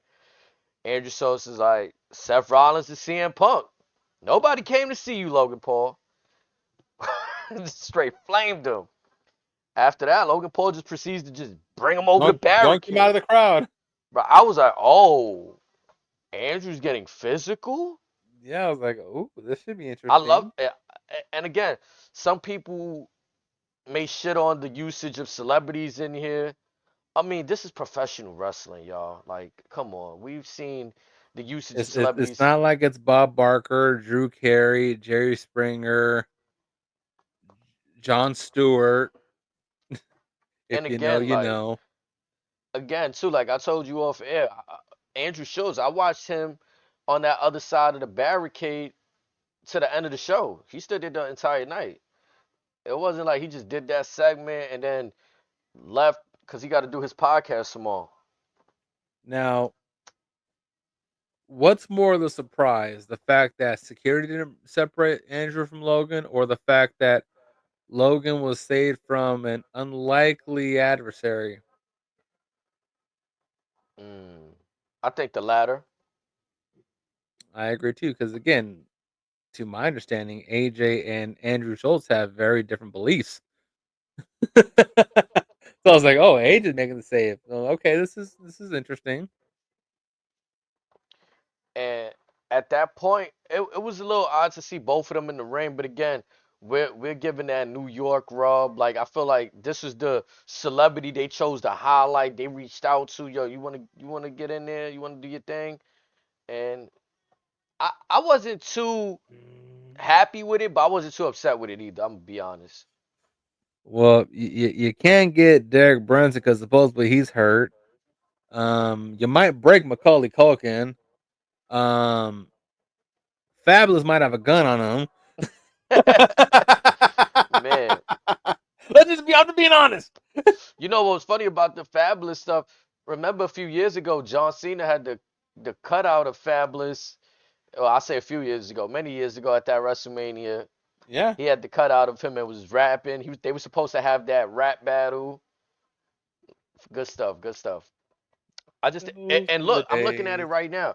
He was about to set Andrew up for a suplex, so it's like No, no, it's no, no, cool. no, no, no, no. This is a move that Pat McAfee has dubbed the pulverizer. Oh, It's like a suplex DDT. It looks badass. I'm gonna be honest. oh. You haven't seen it? Did he do it in a match? Like, He's is it done it a something? couple times. It's clean. Mm, Logan's got something there, and McAfee gave it a very catchy name of the pulverizer. man, he was setting him up for that right there. I was like, oh, Andrew's gonna take a bump right here. So again, it's cool to see these. Obviously, like the more athletic ones, if their season is ongoing, like we seen Paul George in Philly. Like I don't expect the basketball players, the football players to really do much while their season is even their off season. Like The I'm Niners gonna got this mad is at Dennis. Kittle. I'm gonna say fuck a playoff game. I'm gonna kick it with the NWO. Hmm. Man, that's the beauty of being your own boss. Got to reach them levels. Underball as hell. The motherfucker was under contract. Man, he ain't give a No, shit. but how do you feel about Andrew after AJ Sadam doing the "This is New York" and that little corny ass rah rah speech?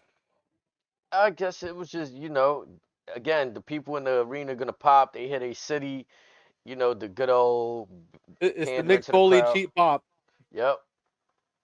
So, again, But I was a little disappointed though. I thought this was gonna lead to a match between them this evening, I'm and surprised that Logan let AJ talk down on him like that. I was waiting for AJ's country to bring out the "Bring your sorry ass over here, boy." I felt like I'm gonna be honest. I done went to a lot of shows in the Garden and Barclays, and this was like a classic. They know what the Garden likes. Hmm. They like to boo Logan Paul, so they put him in a position where they, get I did booed. like the "This isn't Cleveland. You in New York." Again, driving home the emphasis for the crowd to feel proud. You know what I'm saying? Hmm. To get them going, get them riled up and hype. And I mean, it was what it was. Hopefully, I still do look forward to see what they gonna do.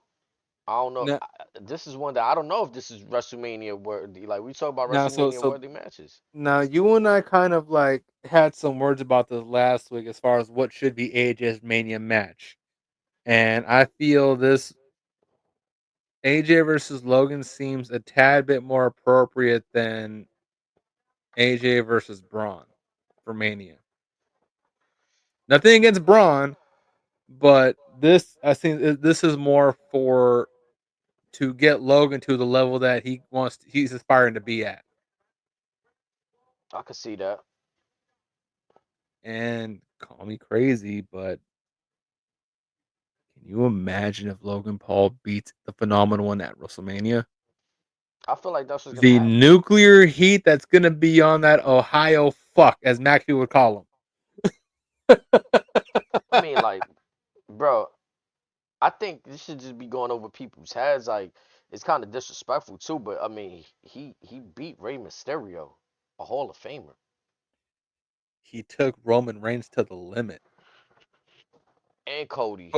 But no, but the match with Roman, that was an absolute That was crazy. classic. Yeah, he took Roman to places he ain't been in a while. That's one of those where everyone that night or that afternoon, because the Saudi show looks like Logan. My apologies. I was not familiar with your game, my friend. Carry on. Hmm.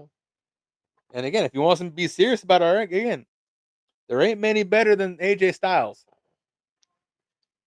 especially with the style you're trying to do. No pun intended. So again, that if that is the Mania matchup, that might be the sleeper for the entire weekend.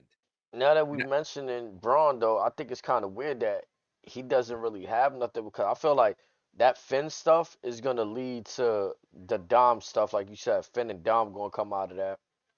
So we got a few weeks to see, and I'll be disappointed if Ooh, it. there's one. I hope it's not Ludwig. Oh, not even close. Wrong country. Okay, That's we still got that in the back lurking. just marinating. Hmm. And again, you got plenty of time for that too. I also, again, if you do not do Finn versus Dom, I would not be opposed to watching Dom and Braun run it back at Mania. Another match, be a sleeper. That I mean, it could be. But I think the move might, if it's not AJ versus Braun, I could see them getting back into Penta versus Braun, and maybe you have Gable screw him over, and then that's how we set up the backlash stuff. I don't know. Again, what's wrong with Gable versus Braun? I mean, since you mentioned Gable, can we get into like speculations of Gracias. after that Logan Paul segment, we get a tornado tag match, LWO versus the New Day. Put some Uh, respect on their names. tornado tag match, like I just mentioned, action right off the rip. All four competitors in the ring. Woods and Kofi Kingston looking phenomenal out there. Be honest, like from the entrance, like hearing their new song in person, I like it. It's cool. It sounds like a real tough remix on New Day Rocks. Like it just, I don't know, it hit in the moment. So Have I you was had a with it. chance to listen to the lyrics yet? Nah. There's quite a few nods Oh, to matter of fact, SmackDown yes, I on was. the Yeah, track. I heard that one, and I was like, are they going to SmackDown soon? Right. I was like, what you mean? I hit the Drewski. What you mean by that? Yeah, I did hear that actually, and I was like, that might be a little spoiler right there. But again, as we anticipated, the match was exceptional. Um, what happened towards the end was very, very fascinating. We get an individual pop out from the crowd wearing I'm gonna quote it as such, the bloodline all black outfit. Hmm And we see an individual who do you smoke? Ray? With a I think, German? yeah, he got Ray with the German. And we see an individual with a very interesting mask that right smack dab on the forehead read American made. And then we get the very emphatic Gracias.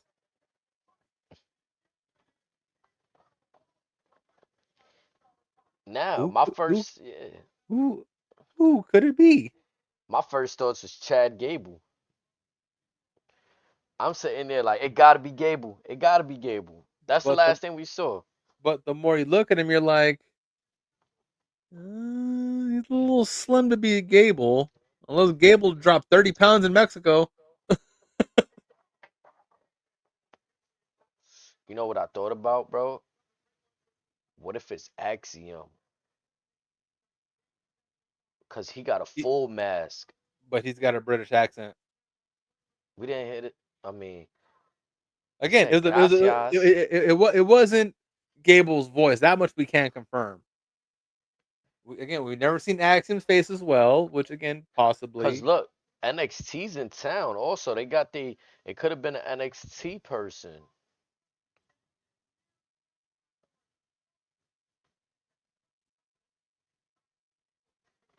Yeah, Axiom is a little fair skinned.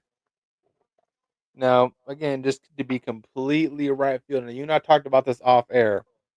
If this individual was not injured, to my knowledge, this would be absolutely wild because it would be once again another glorious one finger salute to AEW. And by that meaning, could you imagine if the individual was El Hijo de Vikingo, a very slender individual, a well defined chin like we saw in this matchup, and guys quicker than a hiccup. And we saw this guy left very, very quickly. Yeah, Like you like I blink know and he's Gable to gone. be fast, but I didn't never see Gable run that quick. Yeah, this was lightning. But again, we just gotta Interesting wait and layers see. right there. Yeah, it's interesting layers right there. I mean, later on in the evening, we see Gable backstage being interviewed, and then we also see the mask. Also, real quick, a moment of appreciation for Miss Kathy Kelly. Mm, Mm-mm-mm. But as we saw her instigating, saying, "Gable, we know it's you." Gable was like, "What do you mean? I just got here." Then we see old boy in the back with security being carried out, damn near. So once again, who could it be?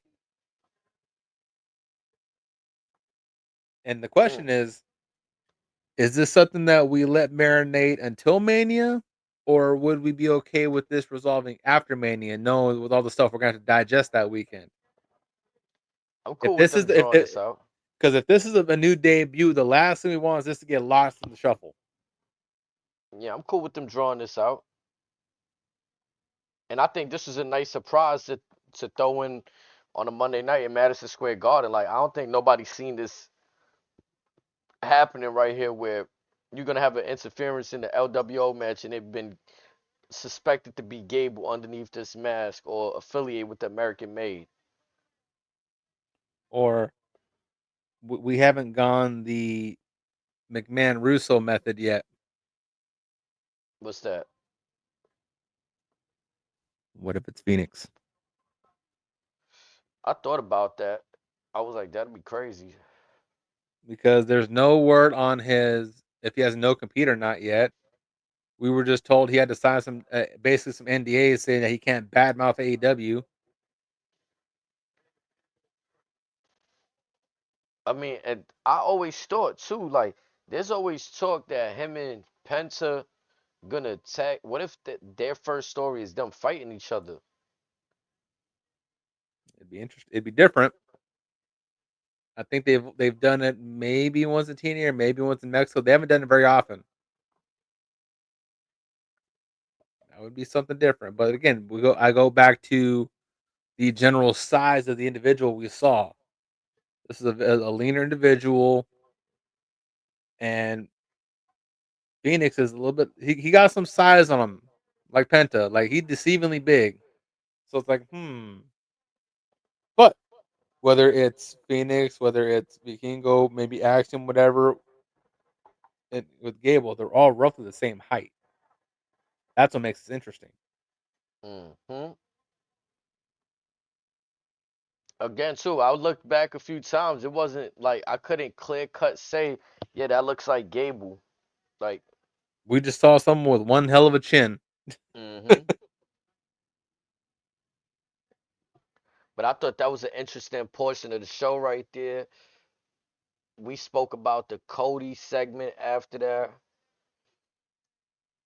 Yeah, I mean that there wasn't really much there. We get women's Intercontinental Championship number one contenders match: Bailey versus Raquel.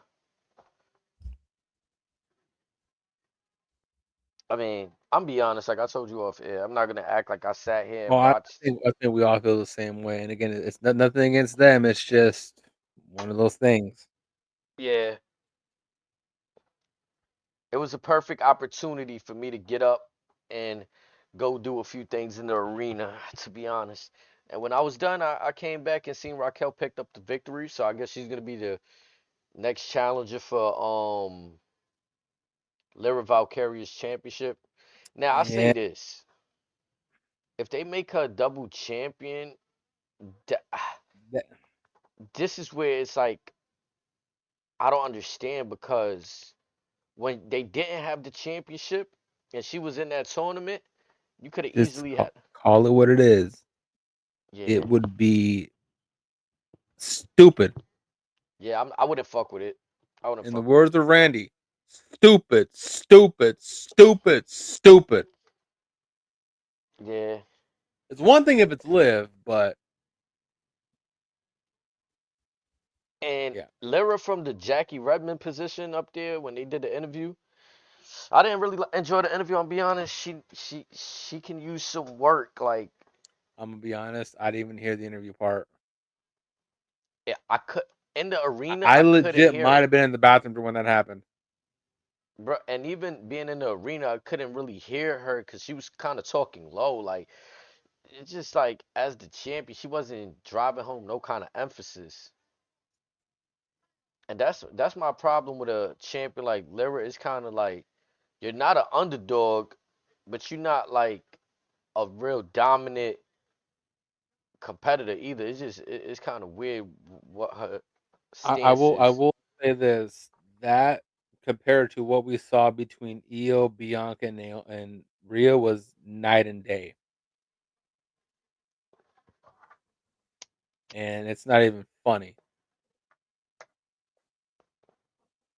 we see Cole attempt to interview EO, and then rightfully she gets the "you deserve it" stuff, gets lost in the moment, embraces the moment, good for her. And then we see Bianca come in, and Cole, who's getting very good at instigating bullshit, he's getting very good at it, brings up the question. Well, if you didn't really get into a Rhea, one could argue that it would be you versus Rhea. Mm. And like perfect timing, Rhea storms out down that ramp like a bat out of hell. Nah, I'm not gonna lie here. She got one of the biggest pops of the night, bro. Like, no, I mean, like, seriously, like, Roman shit was loud, but Rhea shit was Rhea's loud respectably too. up there as well. Yeah, like, And Rhea was hitting some points, I must admit. Why'd you help her out? Are you scared I'm gonna whoop you again? Why don't you go worry about what's going on with your best friends, Jade and Naomi? mm, Take your ass over there. mm. And she, that really got to Bianca. She's like, you really gonna take it there? All's fair in love and war. Sorry about it. Man, But to our favorite part, the, for lack of a better term, the belittling of the new women's champion, Io Sky. Getting pie faced by both of them. straight disrespect to Almost the like champion. grown folk talk over here. You stay over there. Io bows up to Rhea, bows up to Bianca with a little extra mustard. Again, this is not the same Io Sky from a couple years ago, from even last year's Mania when she went in as champion, if I'm not mistaken. Mm. And she's out. She's shooting to kill now. She's tired of all the bullshit. You want her to be a killer, all right? And she's gonna hit you with the "don't say I didn't warn you." I ain't gonna lie, it was beautiful how EO just held her place. She's getting Rightfully overlooked so. as champion. Yup. And she's standing her ground, 10 toes. And It again, makes me more interested for the triple threat now. Again, what I said earlier, yeah, Bianca won the chamber, but again, if we could find a way to tweak a few things, why not add? and these are necessary adjustments only to amplify the fact that this match should rightfully be a big deal and a raffle contender to main event. And it answered the funky questions. Like a few weeks ago, we was like, how are they gonna remedy Rhea defending the title after the PLE, after the Chamber PLE? Like, we found it a little odd, like where they going with this. And now, oh yeah, okay, We getting somewhere. I had an old coach that used to tell me certain stuff was going well. Now we cooking with Crisco. yeah, it's cooking, it's hot. And I I'm looking. believe, speaking of that's cooking hot, that takes us to what our main event. Yep, the man. Listen, that vibe. They did the little music like when they lower in the cage. They Hmm. set the mood. They And got us I hype. and again, back to the commentary part. Michael Cole stated this was the first steel cage match on Monday Night Raw in 10 years. Man, that's crazy. That's crazy. Really though, didn't they do Solo and Cody on the Raw in the steel That was a cage? SmackDown. I'm screaming. You right though, Because man. again, Roman pulled up for that too. But again, we get Seth with once again another interesting outfit. It looks similar to the what he had at the Chamber, that purple giddy up. You mean when he looked like a goofy goober? Yeah, He Then had we get them that. purple J's on. Mm-hmm. And then we get Punk walking out, just staring a hole through Seth Rollins. And like I told you earlier, they censored the shit out of this main event. Mm-hmm. You have a stare down with Punk and Rollins. Punk outside the ring, Seth in the ring. Because right before that, I believe they showed. I don't know if it was Punk's record. I don't know if it was for. It couldn't have been for cage matches, but it had to have been just on Monday Night Raw or something. It was some worse. I didn't quite catch it all, but it was 8-4, whatever. But you have, or maybe not that venue, something like that.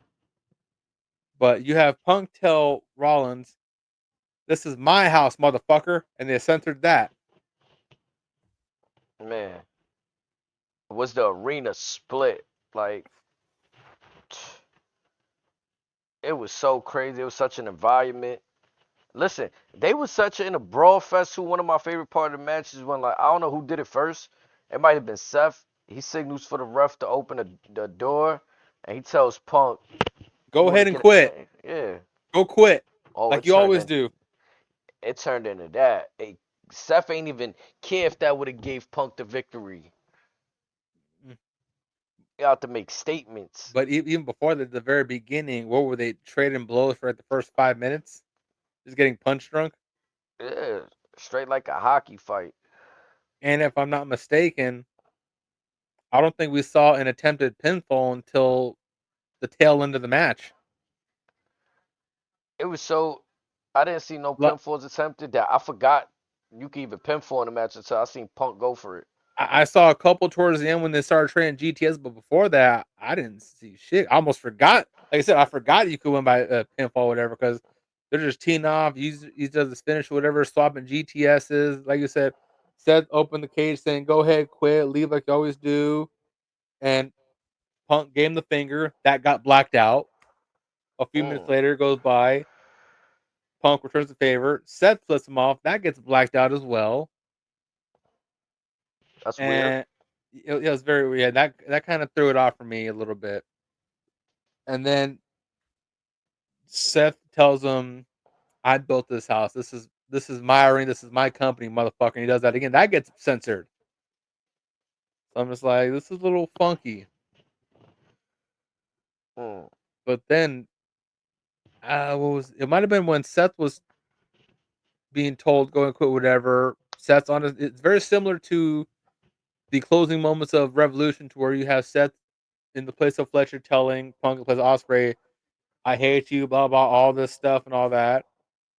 And Punk just explodes out of that corner with the Shining Wizard, mm. just smacking the mush. Like I never seen that man move that fast. It's like he was shot out of a cannon. And the fight's on again. Man, To which I think Seth was going for another buckle bomb, and Punk starts, I believe, started climbing the ring. He's going for some either another elbow or something like that. Then they're fighting on top of that, which again, that got a little sketch a couple times. yeah. When they went to the top, I was like, okay. I was waiting for the Garden to chant, "Please don't die, please don't die." It was the suplex that Mhm. that did it. That's what kind of saved the grace, because I thought Punk was gonna go to the well twice, and then when Seth went up all the way to the top of the, or like I thought he was gonna kind of like throw him off, or like some kind of crazy spot, but the suplex was a safe spot to go to. I was just thinking, for the love of God, do not go for that superplex Falcon Arrow. There's Bro, this is what it's like whew. there's no way that was gonna end well. Because I ain't gonna lie, from where I was sitting at, it looked like that suplex was still tough to pull off too. Yeah, because he had to like drag him from the Drag, top and just hope that hope, momentum just carried through. Otherwise, Punk's landing right on top of his head. yep, And it, yeah, but then it picked up again. man, We see the cage open. We see again Rollins gassed, Punk's gassed. Out of nowhere, we hear this thunderous roar, The crowd's looking this way, this way, this way, this way, everywhere. About a minute and change goes by, roughly, because it seemed like forever. Seth is dragged out of the cage. We have a winner. And who drags him out? Roman Reigns. And you know what's crazy to that point? Like, again, seeing things, you said the crowd roared. Instantly, my eye went off of Seth. So I don't even see the whole cage open. I thought it was left open, to be honest. Yeah, so I'm thinking Roman's gonna have to climb over or something. He had easy pickings. You know what I was kind of expecting? That old school thing where they come through from the bottom of the ring. Wow, man, like My brain went there real Undertaker, because old a couple school, spots where Big I kind of, Show, yeah, Big Show, Kane, Umaga, Taker, like my brain went there for whatever reason. man. Nah, But yeah, I'm thinking like he's gonna come out while they're both laid out, maybe after that suplex. or maybe That's even like something like Kane and Lashley rip the door off. right off the hinges, like, mm. And then leave the show on a cliffhanger where they're both like knocked out in the middle of the ring. Match is over. Like, I thought that's where they was gonna go with it. I was surprised again to see Seth Rollins get the victory. Like, I kind of was, It was and it makes very sense interesting. though.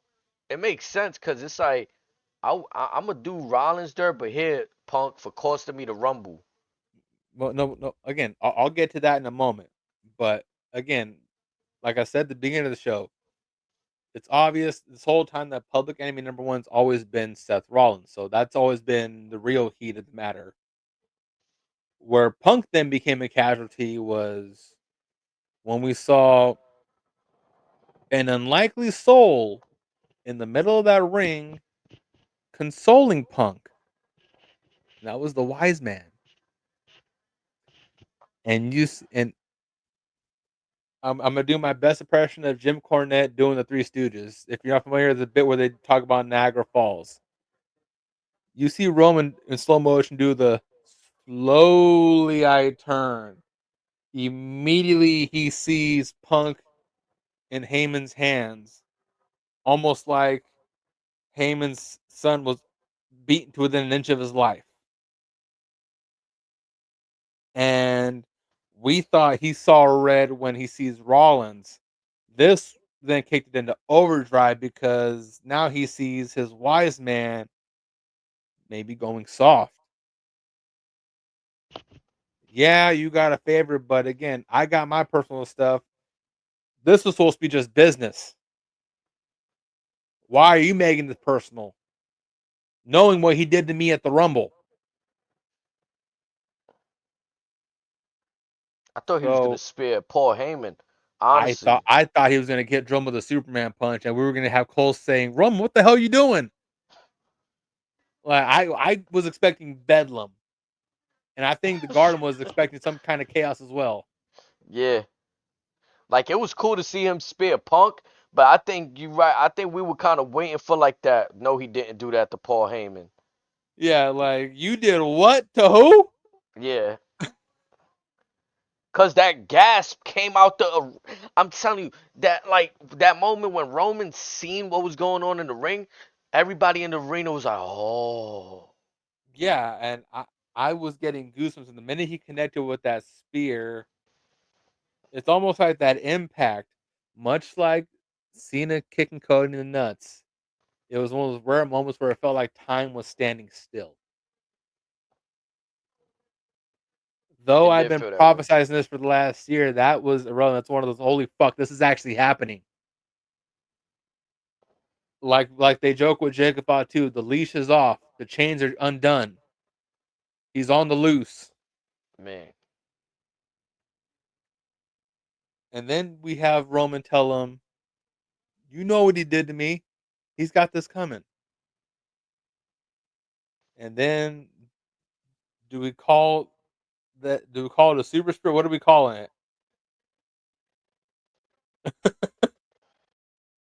That yeah. I was mean, just a tribal ass beating. And then we get that beautiful image that we let up the show with of CM Punk laying down motionless, Roman Reigns standing over him, and an emotionally traumatized and distraught Paul Heyman behind Roman's left shoulder. Let's Man, go back to that. Let's go back to that image one last time as we man. wind down this amazing episode. This right here, the look in Paul's eyes is, oh my fucking Yes, god, he what the hell just recognizes. happened? He no, yeah, that. But I also feel like he recognizes that tribal chief. What we were saying, wreck everyone and leave. He's like, oh, don't tell me, no. He's awake again. Yes, like, oh, no. That's the vibe I'm getting. A little bit of what you saying, like, what the hell? Why do you do that to Punk? And now it quickly turned into, oh fuck, he's back. Yes, yes. In the words of the legendary Jim Ross, when we would hear the beautiful music of Batista, the animal has been unleashed. Again, to your point, you said he's not a good guy, he's not a bad guy, he's the guy. But in the land where people want to categorize babyface or heel, does this look like babyface imagery right here? This is one man above anything else. In his world, there is no good and evil. It's his word, or you suffer the consequences that Punk and Seth suffer tonight. Man. He is the judge, the jury, and the executioner. Mm. Like I said earlier in the show, he is in full fledged God mode. Yeah, bro, this is a man he's coming back and he's not taking no prisoners, playing no games. Saying he's on a warpath doesn't even do that justice. He is out for blood and anything else that gets in his way as he gets, as Punk will put it, his 1 pound of flesh. He wants to hang Seth Rollins' head above the mantle like a big game hunter. He wants to solidify himself beyond a shadow of a doubt why he is the top of the food chain, why the WWE Universe solely revolves around him. And like I said, the look in Heyman's eyes right now, he knows that this is far beyond his control. This Roman Reigns may be more dangerous than Brock Lesnar ever fucking was. And that says a lot. Never in my wildest dreams did I think that we would see something more dangerous than Brock. And I say he's more dangerous because Roman's more calculated. He's thinking 5 steps ahead. He's thinking of not only how to kill you, but how to take your soul and dispose of the body in one motion on some Thanos shit. Man, this was So definitely the right move. Bringing him back tonight. It's now, setting everything up, setting the table for what's gonna happen at WrestleMania for weeks to come after that.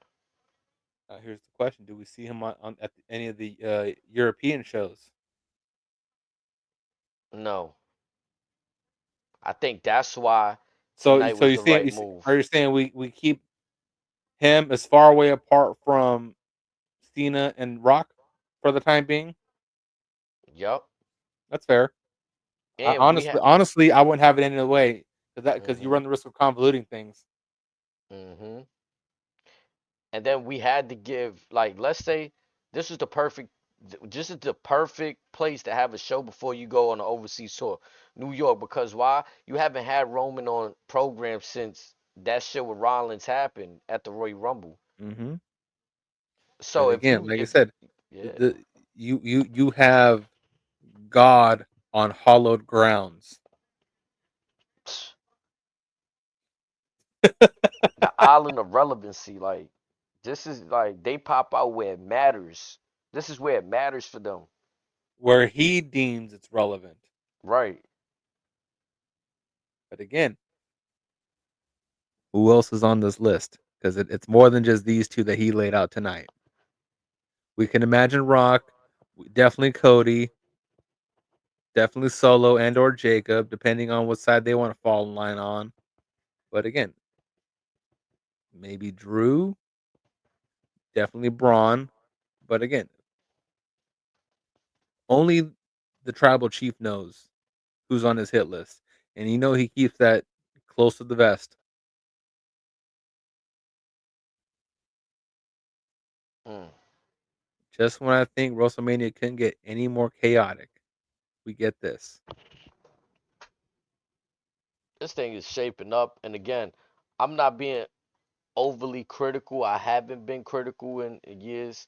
I just got little opinions on, okay, this maybe should have went this way, but I've never had an outcry, outroar, and I'm not going to break that tradition because I'm enjoying this build. You got to let, again, what I said to you a few weeks ago. Sometimes when we do share our opinions in masses, they do audibles or they start to pay attention and start to ignite the fire. Like Triple H said it, he clearly said it. Does it feel like WrestleMania season now? They hear it, they know, they understand, but we can't just step out of our boundaries now. Let's not do that. Let's keep it how we've been keeping it, chat. You And we know? know Brian Gewirtz has been having a field day like a kid in a candy store on Christmas morning, just poking the bear at Dave Melter. Yeah, cause when you see that's when shit get that's when the boundaries, right? I just said boundaries. It's okay to be a reporter, an analyst, but when you making shit up, Well, let's I just think, say play devil's advocate, right? If it's not made up, but it's not completely true. You don't have the complete facts, but one side who's working in there is for saying like, nah, that's not how it went down. but but the route that Gewirtz has been taking is something that's been similar to my issues with some of the dirt sheet folks, in which if you get something wrong, just own it. Ain't nothing wrong with it. As humans, we get shit wrong all the time. No one's perfect. You don't got to be perfect. That's how you learn. Well, you got too Mm, many folks that cannot admit when they're wrong, to where they'll either delete it like nothing happened, or they'll just block you and say, "Well, you're just gaslighting me." No, we're trying to make the culture healthier. yeah, cause again, like it all got to make sense. With things like we seen earlier, we can't have the fickleness, like the tweet, what I'm referring to, that Roman didn't need to be in this. Like that, come on, man, that's insane. Like we got to stop. You just got to let it marinate, let it happen. Other stories are happening. This is just one story and the masses of other things going on. We got Cena, Cody, Rock story going on. We got this story going on. Like, Because we all saying right, Rock y'all. didn't need to be involved in this is just like us saying that Braun don't need to be at WrestleMania. Yeah, we all right, y'all. We are okay. Like I think it's shaping up to be a entertaining WrestleMania regardless of the outcomes. Because I'm looking at, okay, what would disappoint me more is if all stories came to a conclusion at WrestleMania and y'all didn't know what to do the day after WrestleMania, that coming Monday. Which I we've feel seen in years past. right. They're setting things up for months, years to come, so I'm cool with that. I'm cool. It's just continuity issues. If there's continuity and y'all skipping by, we're gonna question that, of course. Of course. And it's one thing to question continuity, it's another thing to be fickle. And like I said, we do not want the latter. Right. But what is shaping to be up another barn burner is you, my friend, will be partaking in another show at the Garden with Roadblock. Yes, yes. I mean, listen, if you want to recap that too, and I mean, Well, when I'm I go to these fucking shows, I got down the if you energy. want. Yeah, I got the energy when I recap these shows. Like, I can't be tired after being so excited. It's just like hard for me to come home and be exhausted. I don't know, like everybody else is different. I still be energetic after the shows, like so. I could probably muscle Once you get the another house, one you get out. that second wind. Yeah, man, like. And again, I like to watch the show. But again, I don't know about everybody else. When you in person, you don't hear commentary, you don't see certain angles. And I like to watch the show back when I get home too, or just have it on the screen as like I did tonight when we doing this recap. So I want to definitely tap in and get your thoughts on tomorrow's. 'Cause I feel like I've told you this a week ago. I think something, or maybe a few days ago. I think something's gonna happen tomorrow. Like I can't put my finger on it, But I mean, we got Moose versus Obafemi. You have that, yeah. And that, again, that's you have two matches where it's title versus title, or it's winner take all. You also have the Hardys competing for the NXT Tag Team Championship, and then you got young OG Javon Evans running it back with, is that Ethan Page? That's not the Page, is it? Who's Javon Evans competing against? Is it Trick? No. Um. Let's see if I can Who find who is this Trick was. fighting them all? No, but if you've been keeping up with NXT, Trick's been crashing out lately. He might see that's that thing that might happen tomorrow. He might just come be disruptive. Also, supposedly we're getting Roxanne versus Jordan Grace, and the LFG coaches will be in attendance. That's what I'm looking forward to. Like I mean, I'm not.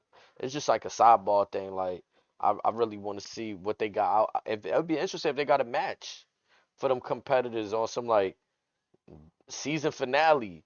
Y'all have a match at Roadblock, but it's you know what I mean. Like whoa, you got to see what happened on the episode to see who they chose to win.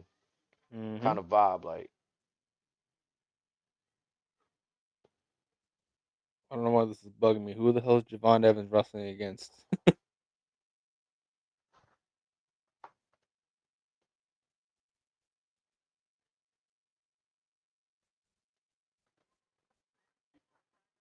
Is it Sean Spears? Oh, it might be Sean Spears, the United States champion. I say The United new, the States, new North North American American. champion. Yeah. And also between Julia and Stephanie, I believe Miss Parker's saying she got next. Oh, it's Javon Evans versus Ethan Page. Is that Ethan Page? Yeah. I'm Oh, looking at a card right here. because that picture didn't look like him. But anyways, again, they killed it at their last match. Oh yeah, you see, I'm gonna definitely have to start taking my wifey to more of these NXT shows because I know Axiom and Nathan Frazier is gonna be a treat for like for her because that type of style, But I think again, she likes you're without getting even them knowing and it. the Hardys. Yeah. Oh yeah. Yeah. One of the greatest tag teams, not only of all time, but a tag team, one of a few that defined an era. It's different too, cause the last time we got to see Jeff Hardy, he was by himself. Like Matt was over in AEW. Yeah. And honestly, I don't think Jeff has been healthier. Yo, he looked good, man. Like, And this man has turned back the clock almost 20 years. I don't know how recent it looked recent too. I've been seeing him doing TikToks with his daughter. Oh, Like, they're very recent. He does it. He pumps out a couple every day. yeah, that's beautiful. And like I I said, love to see it. I'm just glad he's still above ground. Because a Yeah, couple bro. times where he had us worried.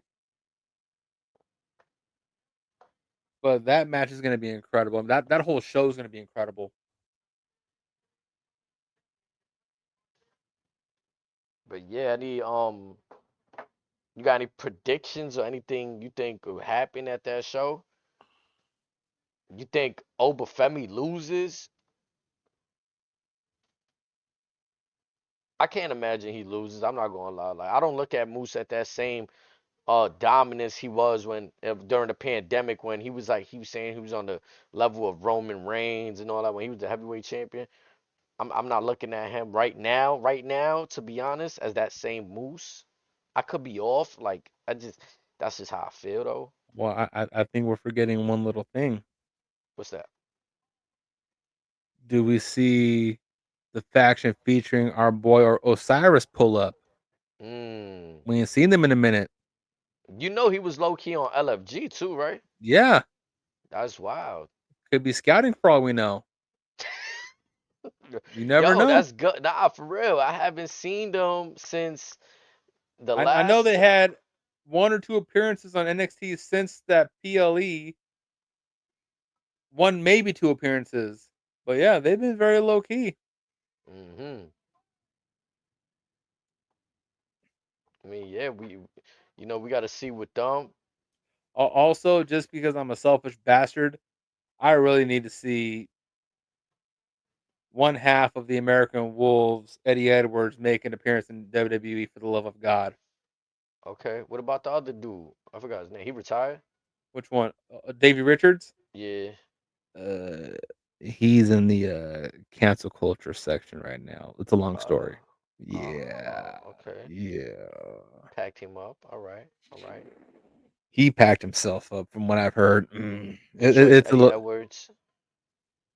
but Eddie Edwards, he's still killing it.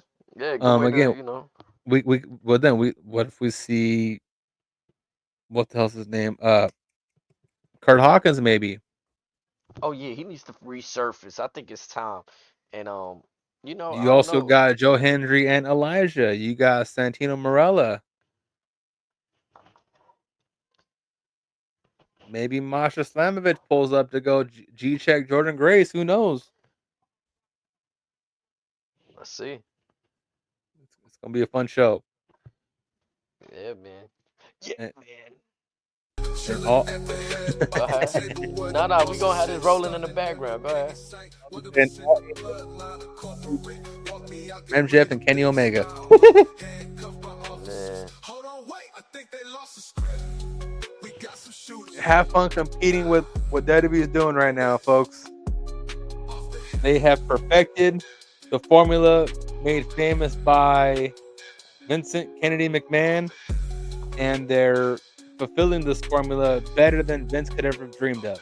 Now, question for those cause I don't know, where can they view this? Is this on cable? Is this a Peacock For PLE? Roadblock, Yeah. Oh no, it'll be this on is on CW. it'll be on CW. All right, bet.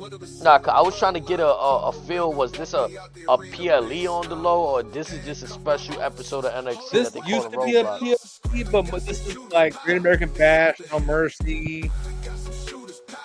It's just a one night special event, basically. Okay, cool. I'm cool with that. Yeah, no. And 'Cause again, it's still important though. I ain't gonna lie. it's also it's NXT's debut at the Garden as well. Right. It feels very important. So Granted, it's the theater at the Garden, but it's still the fucking Garden. Let's be honest. yeah. I mean, they could probably get in trouble with the advertising saying the Garden, like got people thinking they're gonna be in the actual. But Well, they've been advertising it at the theater at the Garden. there we go. Which is it the same building or? Yeah. Okay, so it's still the Garden. So folks are still gonna be 50. You know that. Yep. I've never personally been in that portion of the that theater because there's always like it's really I guess remember how you looked up auditorium and arenas, the difference between those. I guess that's more of a thing for like plays and concerts. And I used to see a lot of like Disney things booked there or like kid related stuff. Yeah, you might have that's not some players there. Maybe a Disney on Ice there. Types, yeah, you feel me? So it'd be definitely interesting. I seen on the map, or like when you buy the tickets, you obviously see the layout. But I'd like to see how that come to life. To be honest, it's gonna be interesting, and to see how it translates on television. Because I'm be honest, NXT been doing good with every venue. They found a way to make every venue look good with the angles that they're using. I can't wait till TNA goes back to Full Sail because that was perfect for them. Bro, that's the benefit right there. Like, they just unlocked a cheat code right there. Like, oh, all right, whenever WWE on the road, I mean, maybe we could just pull up. You know what I'm saying? Like, I can see them calling Shawn Michaels like, "Hey, you mind if we pull up over here for a couple days?" Sure, go ahead. because that crowd is hot over there, that Florida crowd.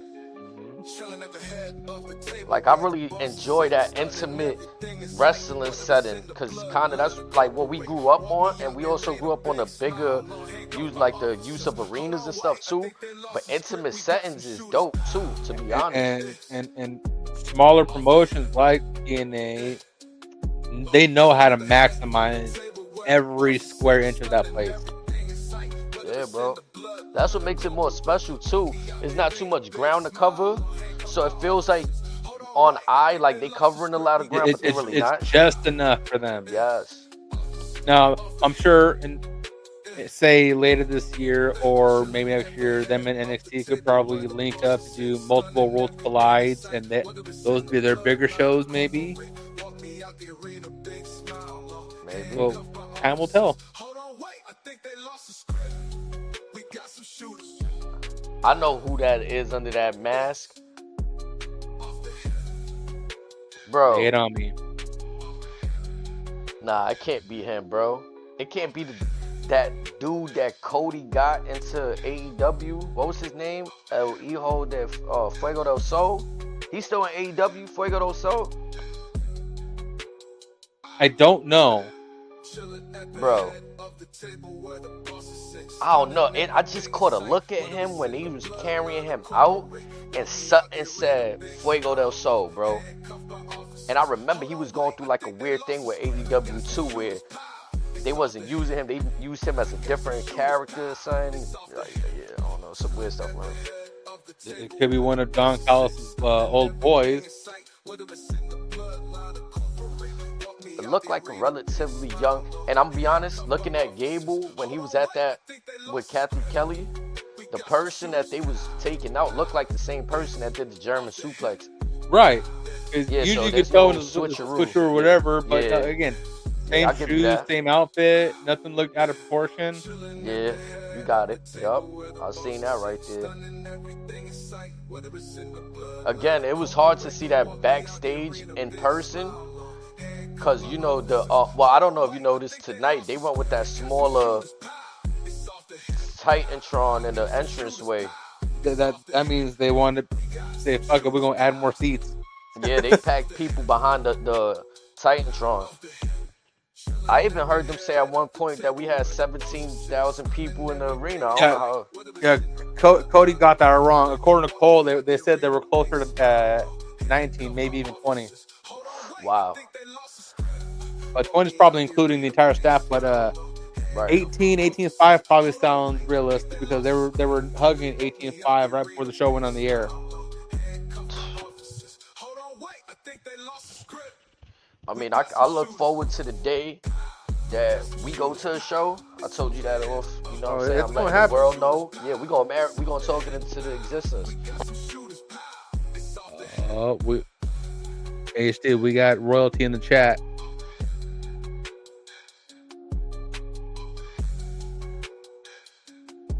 We have been graced with the YTC.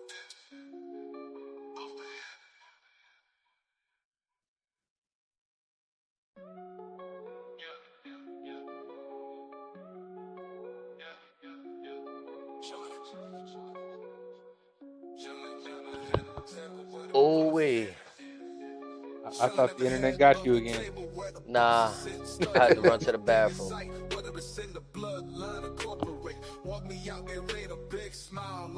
YTC Roman Reigns. Hello.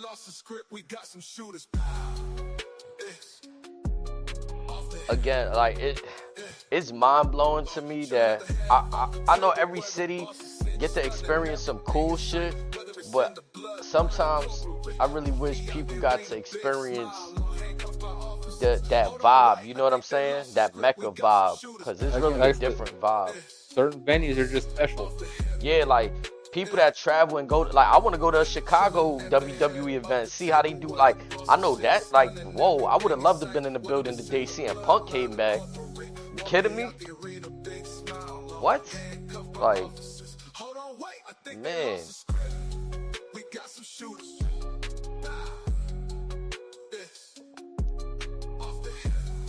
Just the vibe. But yeah, I'm gonna leave it there because I gotta go to the NXT show. It's 4 a.m. over here. I gotta get some rest. Yeah, but take your ass to bed. Hell yeah. You know what it is, man. Much love, chat. I appreciate everybody that's been here. My brother Razor. Y'all see our ats right there. Y'all go follow us on Twitter. Also on Twitch, Kick, whatever your preference of gaming platform is, we on everything. Yes, sir. On that note, check. Y'all have a good night. weight. I think they lost the script.